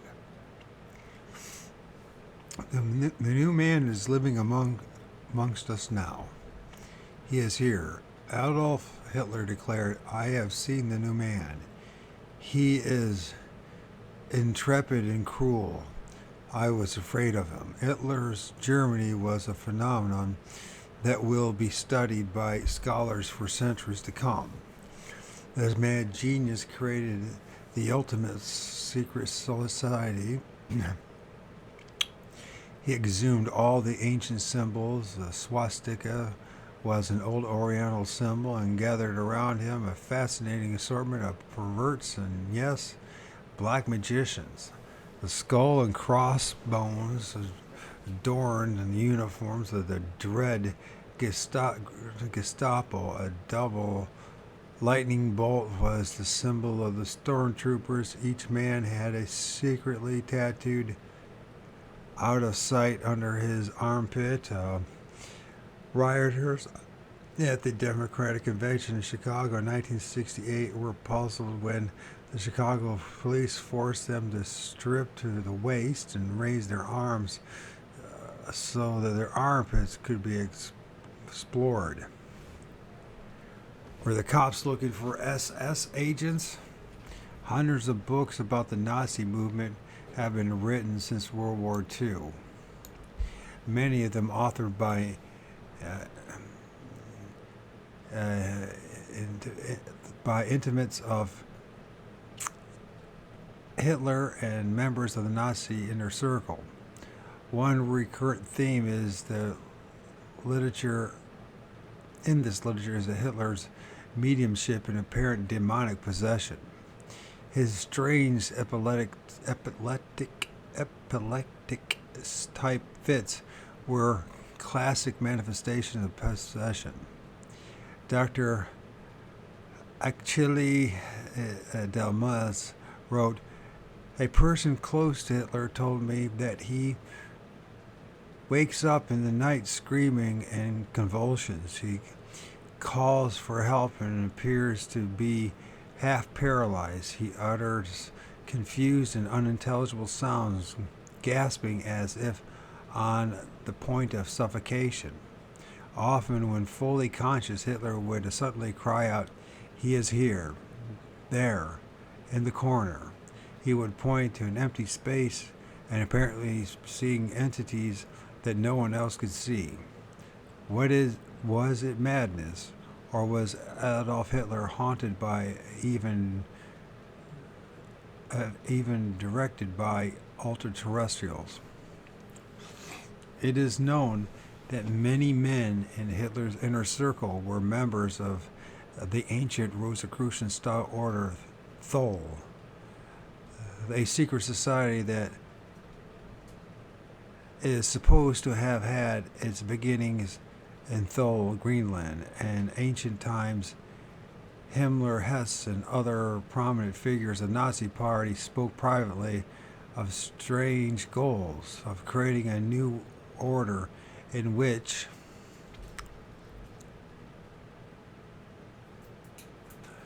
and then it says here, The Spear of Destiny by Trevor Ravenscoff and Neville Spearman.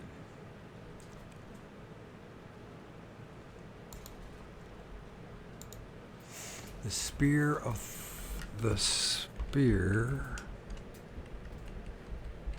Destiny.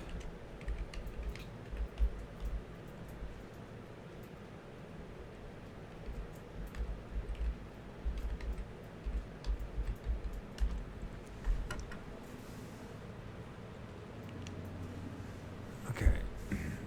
For some reason I got a capital locked. Okay. Always ends with Hitler, doesn't it? And the Nazis.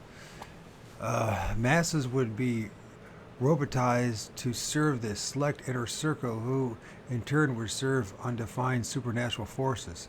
Dr. Joseph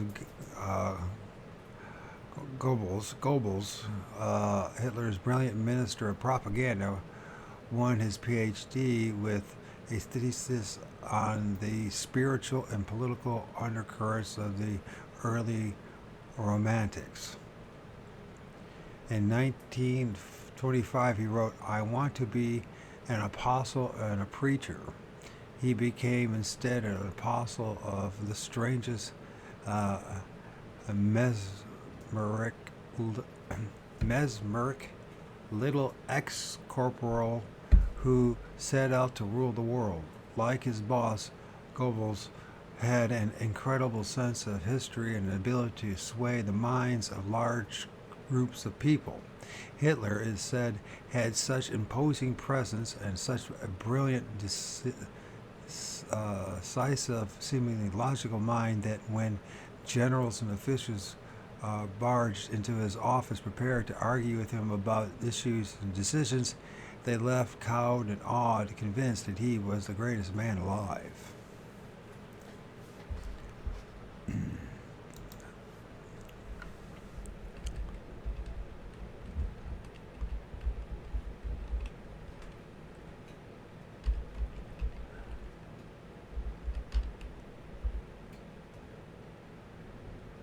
political undercurrent. Imagine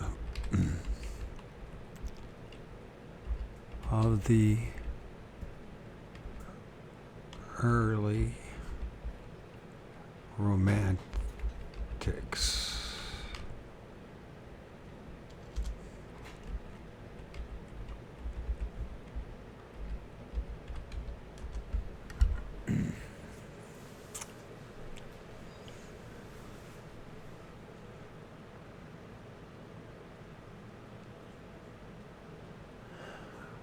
Look like they don't have that. All kinds of kooks and cultists were welcomed into the Nazi inner circle. Many of them suffered from messiah complexes, convinced that Hitler was going to save the world rather than destroy it. Vidkun Abraham Quisling, a Norwegian trader and a minor but typical example, minor example.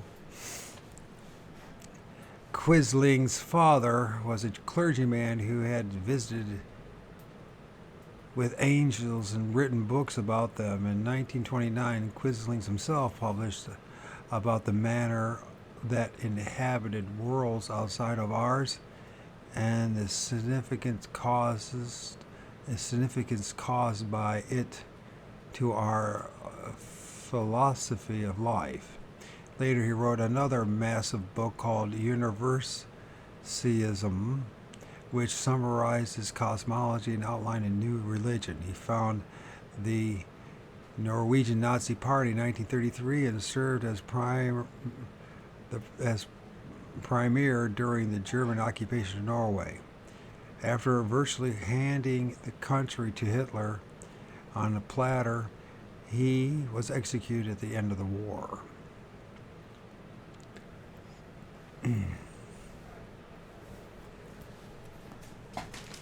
What are these people? What is in their fucking minds, man? Those twisted people.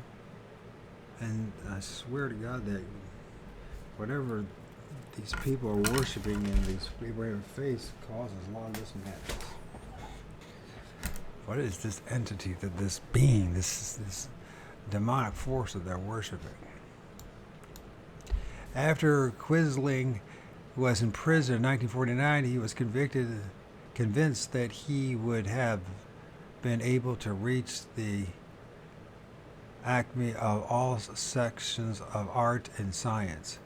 Dr. G. Langfeld wrote in the Psychiatry Digest in May 1970, of interest was the respect of his paranoid ideas is that during the trial, Quisling maintained on several occasions that he believed in a new world of God to come to the earth, this earth, and that this faith had been the driving force for all his actions. Quisling, like Hitler, was dominated by an overpowering sense of historical mission, of having failed in that mission, denigrated into a babbling lunatic. European gypsies were rounded up by the Nazis and slaughtered, as we have already noted. Hitler also maintained an all-out war against scientists and philosophers who did not conform to his beliefs in cosmology. Nazi gangs burned down the archives of Rudolf Steiner's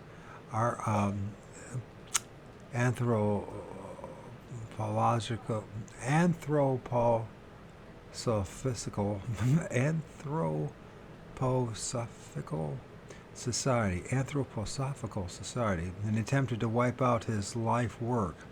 Steiner was a major philosopher and student of the occult, who made many outstanding contributions to human knowledge. Books were wantonly destroyed, and the leading thinkers and intellectuals of Europe were either killed or driven into exile. and his drive for world dominance, Hitler created a scientific establishment which developed new rocket weapons and revolutionary aircraft such as jets, and worked towards atomic fusion. The influence of this new science changed the world forever. In the 1940s, one direct result was our voyage to the moon aboard craft designed by men trained in the laboratories of Nazi Germany. If we really went to the moon, that's another question. In retrospect, the Nazi era was a repetition of the earlier patterns of history. It is a pattern which will undoubtedly be repeated again, perhaps in the not too distant future. One facet of Hitler's madness was demonic obsession with liquidating the Jews. Actually, his racism was much broader than anti-Semitism. To him, all races were inferior to the pure German stock. He sought to create a super race which could run a worldwide government. And his fixation with the Jewish question was his urge to invalidate the ancient prophecies and thus alter the whole history of the future. This brings us to a sticky and highly unscientific subject of prophecy. From the beginning of ultra-terrestrials have presented men with a fairly complete outline of his future and his destiny. On one level, millions of individuals have received precise predictions of future events in their own lives through mediums, oracles, prophets, who communicated with ultra-terrestrials. On the other level, every major culture has attempted to preserve their prophetic teachings by carving them in stone and sealing them in tombs and caves, as the Dead Sea Scrolls. All these occult and religious records from all parts of the world offer essentially the same predictions. The Bible's book, Revelation of St. John, is an outstanding example, except it was pertaining to what happened. It's 70 AD. It has nothing to do with our today. But they keep using the damn fucking thing to this day as a form of mind control. It explains to us that the final war, Armageddon, will begin in the Middle East after the Jews have resettled in their ancient homes. It does not say that. He just twisted that. You guys got to read that fucking book, or you're going to get your head twisted. It doesn't say that.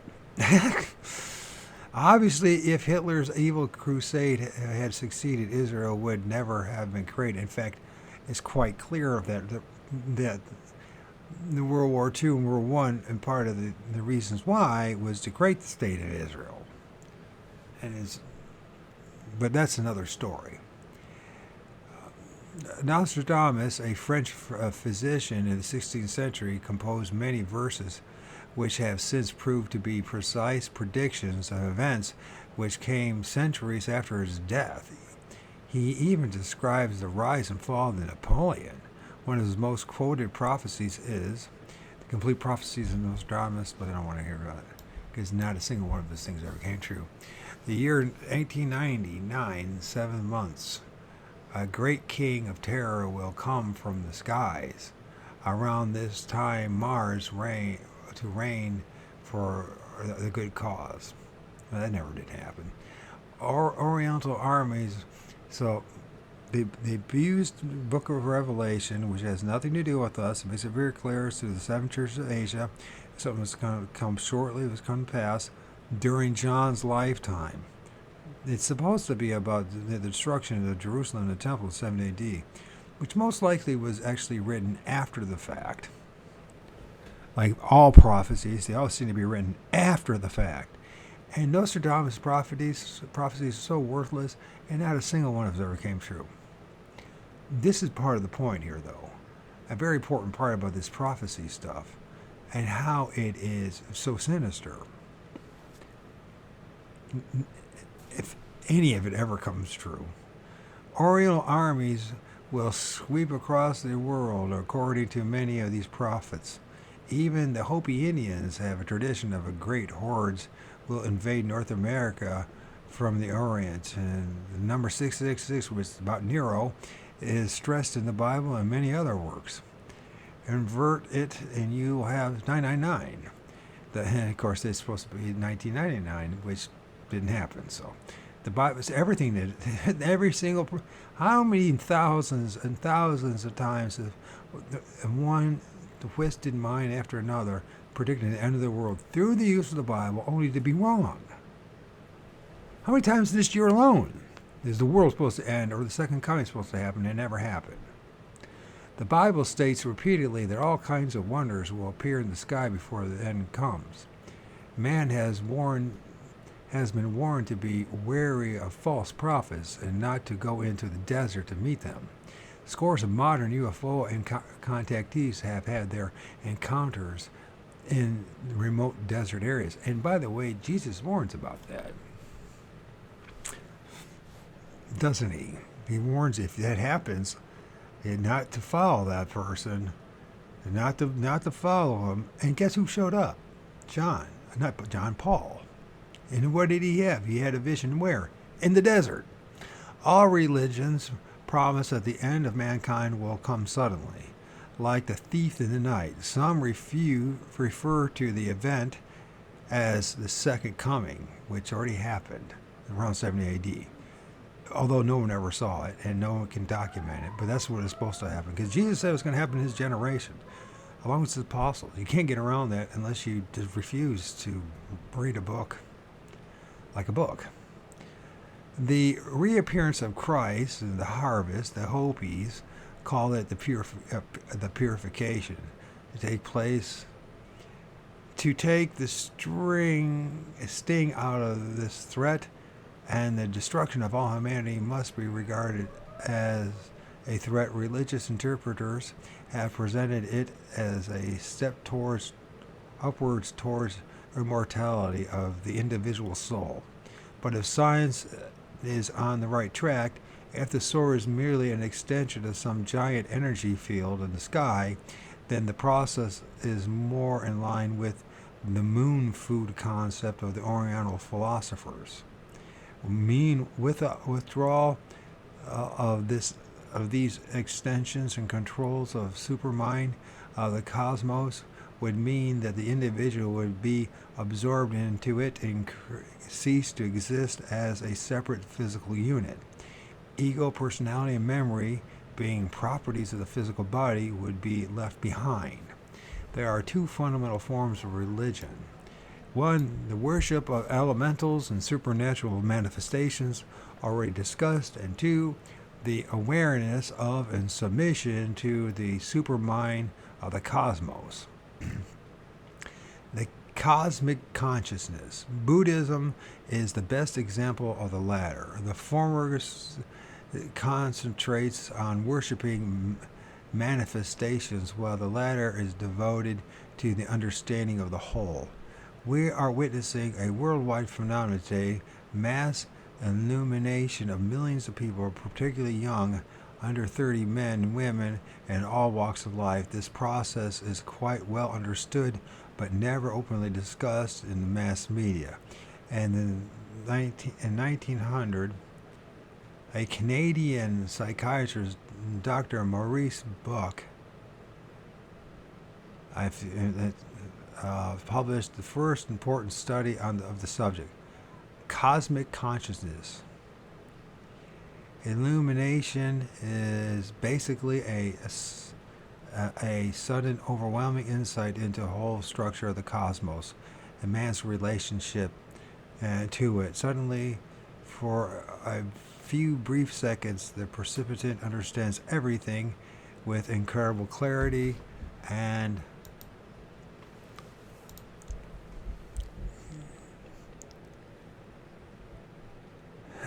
incredible clarity in some. Let's just look up this cosmic consciousness. This is crazy. This is just cosmic. I am not a New Ager. But there is something to what he's saying, and I think it's a little more sinister. I think it's a little more sinister than people realize. From my observation and what I'm seeing.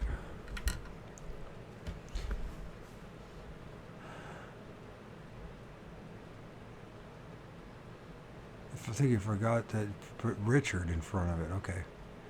It's in some cases, the process occurs over a long period in the form of short flashes of insight which gradually add up. In others, it takes place instantaneously, with the precipitant is seemingly bathed in a reddish glow, or caught in a beam of brilliant white light cast down from the skies. Thus we have the ancient phrase, "He has seen the light." No one is ever exactly the same after an illuminating experience. Mediocre men become great leaders, preachers, statesmen, scientists, poets, writers overnight. Others divorce their wives, quit their jobs, and embark on new careers which catapult them into unexpected prominences. Some fear for their sanity at first because of experience is so overwhelming. Some are unable to cope with it and disintegrate into various kinds of fanatics. Illumination often accompanies UFO sightings, particularly when witnesses are caught in a beam of light from the objects. Their IQ later skyrockets and their lives change appreciably.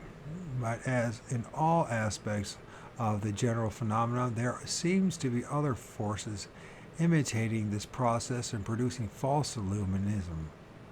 Young people experiencing with LSD and other hallucinogens sometimes have experiences which they believe are contacts with the cosmic consciousness, but which ultimately prove to be destructive. Charles Manson is a good example of this. Some LSD users do, however, appear to undergo a pure form of luminism, but it is likely that they were already illumination prone and would have had the experience eventually anyway. Psychic abilities appear to be hereditary, and this includes illumination. Many people attracted to metaphysics spend years of their lives following the secret teachings, meditating and disciplining their minds in an effort to gain Godhead, another term for mystical illumination. More often than not, they only succeed in opening themselves up to possession and hallucinations similar to those incurred by the use of psychedelic drugs and the practice of black magic and witchcraft. Today's young people are rapidly gaining first-hand knowledge of the phantom world of demons and ultra-terrestrials as a result of such efforts. The hippie underground newspapers and comic books are now filled with a new lore of demons and demigods, as well as much inside information on the cosmology of the supermind. Dr. Timothy Leary started the stampede to illumination and the cosmic consciousness in the latter 1950s with his LSD experiments. Today, the drug scene is a very important part of the youth subculture, much to the alarm and confusion of the over 40 crowd. The notorious music festival of Woodstock in the closing days of the last decade was actually a mass illumination experience. The seemingly schizophrenic and destructive philosophy being touted by today's young people is in fact identical to the program of the Illuminati 3 centuries ago. A revolution of mind is taking place almost unnoticed and certainly undeciphered by the older population and their establishment. There is a worldwide movement against violence and war. the cornerstone of civilization over these past several thousand years. Another offshoot of this process is the rapid decline in organized religion. People who have attained direct personal contact with the cosmic consciousness, or who at least believe they have attained such a contact, have no need for rites or trappings of the old-time religions. There is no need to go to church when when your own head is your church. The fear of death and the promise of immortality has always been one of the main appeals to all religions, but as Dr. Buck noted in his study, one of the effects of illumination is the complete elimination of the fear of death. The precipitants suddenly understands with convincing clarity that he is merely part of a larger whole, and that he is assured of immortality because of his consciousness and actuating mechanisms of his physical body, survives as a part of the supermind. The Bible thumper's concept of heaven and hell is quite different from the illuminated insight into the cosmic structure. This is not a movement towards atheism, as many horrified adults believe. According to the young people, it is instead a movement away from elementalism and to many misinterpretations the ultra-terrestrial manifestations have inspired.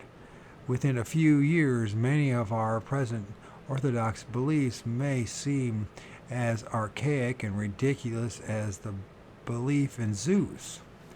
This movement towards a higher truth has been predicted for thousands of years.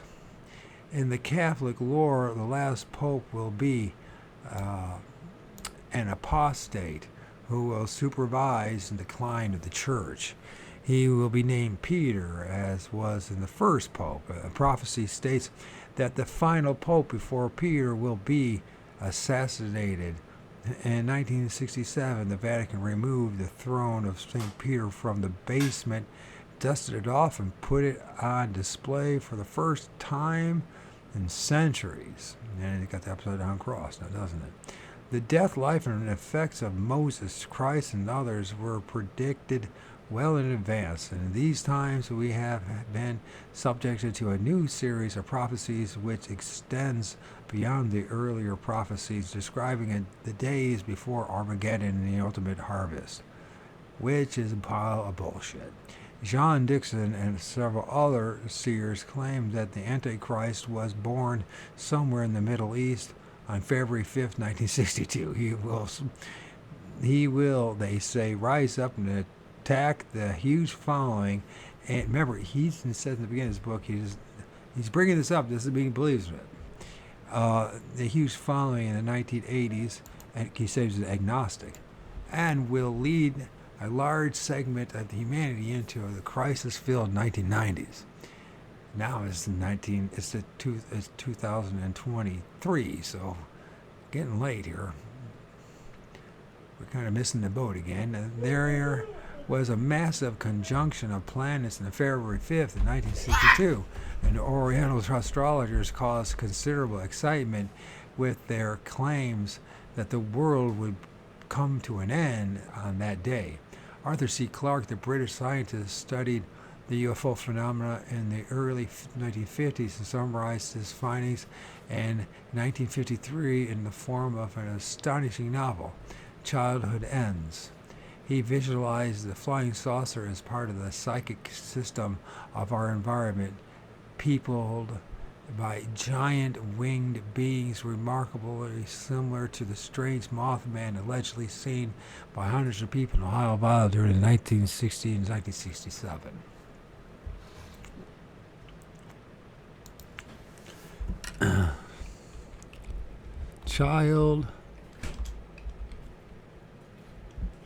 Childhood is at its end.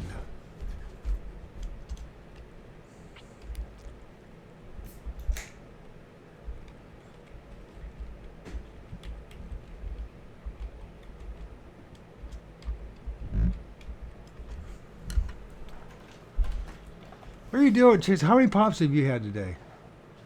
2. 3 or 2? 2. This is my third one. That's your third one right there. So you can't have any more today, okay? Okay. You know, We have like 6 left, so. well, we gotta try to make that 6 last. 6 last.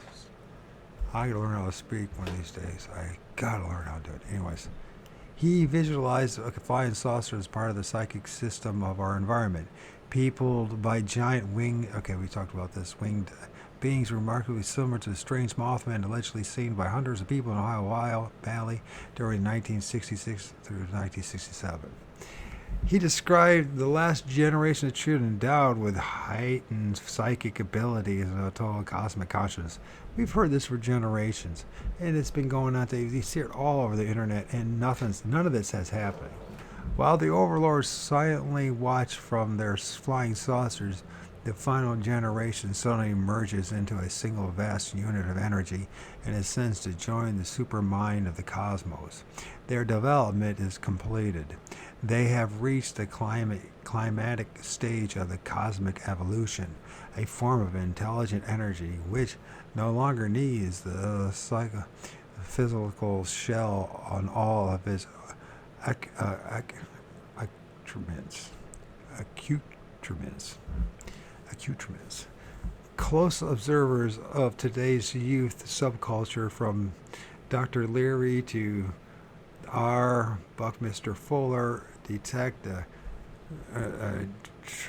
tremulent beginning, the tremulent beginnings of such a last generation among those born in 1945. Well, it's always the same, right?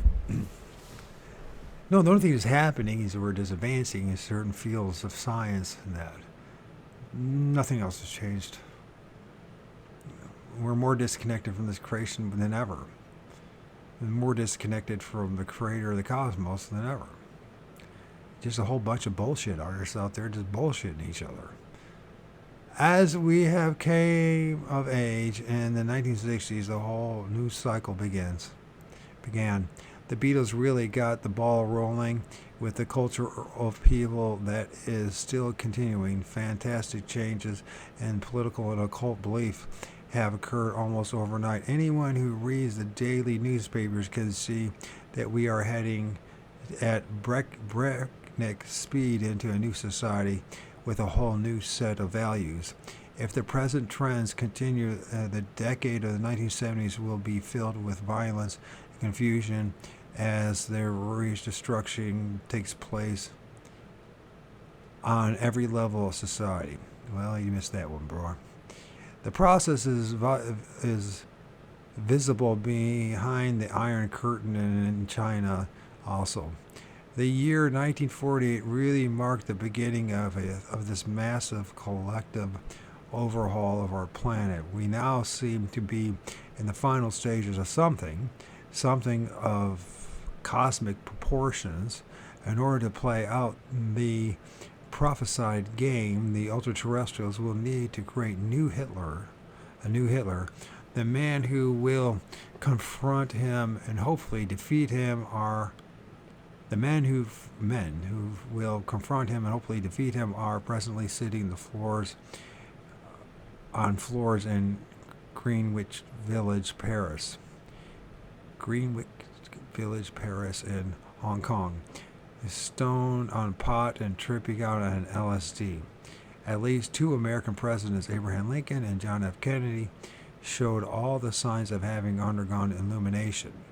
Winston Churchill see strange creatures from time and space for more documented accounts.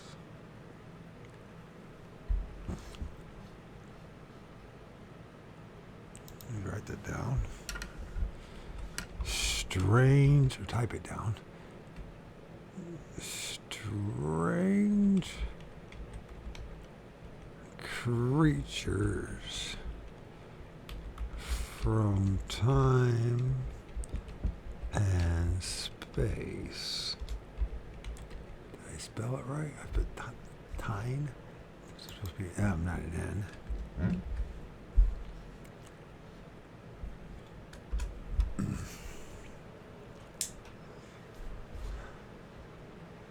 We're almost done. We got about 5 more pages. Charles de Gaulle were also likely candidates, as were Gandhi and possibly the late Gamal Nasser of Egypt, but there are no apparent Illuminati on the world scene at the moment. It is certain, though, that they will appear at appropriate moment, and they always have. The sexual revolution is another key part in all this, for sexual repression and frustration have always been a basic cause of violence, peculiar social attitudes, and destructive psychosis. Fools that we are, we have always been in the habit of electing misfits to lead us. From Julius Caesar, who was an epileptic, to Adolf Hitler. Hitler's peers tried to crucify Sigmund Freud when he first dared to suggest this, but history demonstrates that he was right. We have followed an insane course for thousands of years. Once we took our finest young men to the top of the pyramid and cut out their hearts with pomp and ceremony. Today we send them off to battlefields once they happily climb the pyramid under their own power. Now they are rebelling. They are questioning the system that wants their heart. The real hope of mankind may be that the system will break down and be drastically altered in a few years before our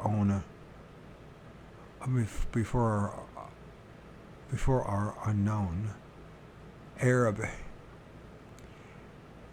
hears a voice in his head and dons a red cap and gallops into the United States to free the Hopi Indians. The members of who there's where we got woo, right? Woo are still watching, as they have always done, probably with considerable amusement. This must have really got the woo. There's it's flesh and blood, or the woo factor, right? The woo factor. I bet you they got this from Keel, right? Didn't they? And most people don't even realize it. The ultra-terrestrials are still running about in their black suits and 1,000 other disguises, whispering in our ears, setting race against race and nation against nation. Our modern witch doctors and the scientists are planting the atomic bombs in known earthquake faults on the floor of the Pacific to see what will happen. Great civilizations blossom and died here for us. Others will certainly come after us unless we leave the planet in such a polluted radioactive state that will be rendered unlivable for physical beings.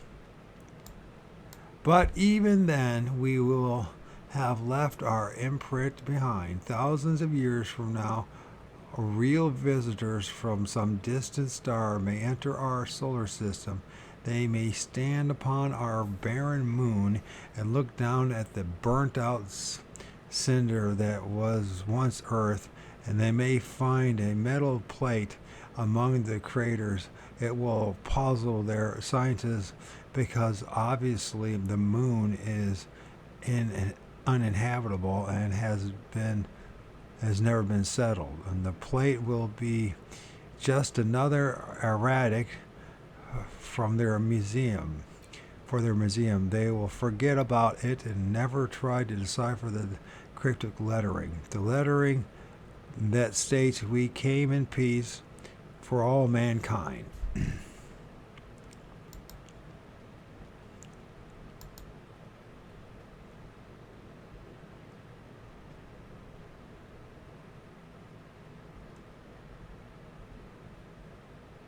And that's the end of it. Well, since the beginning of the recorded time, man in his world has been plagued by unknown forces and beings, baffled by archaeological phenomena, haunted by the inexplicable curses of visions and prophecy. Our haunted planet brings into chilling focus strange truths about the Earth and its mysterious inhabitants, with evidence of advanced civilizations existing thousands of years before the caveman, the strange men in black, the people who vanished and reappeared within hours in another part of the world, ships adrift at sea, quite intact but with no trace of passengers or crew. Just a few of the many bewildering aspects of man's mysterious past. And that book, once again, that I just read, which was a great read, and it all falls apart when it's a perfect example of this prophetic crap, and it falls apart. Clearly part of the woo crowd, right? Is that what he calls it? The bad guys, he calls them woo. And then they call people, not the woo, the wow. And then people just change the wow to woo for people who believe in the interdimensional stuff, right? By these people are supposedly scientifically oriented. Until you talk to them, you realize they never applied a scientific method in their life in anything. But they're fanatics about the damn shit.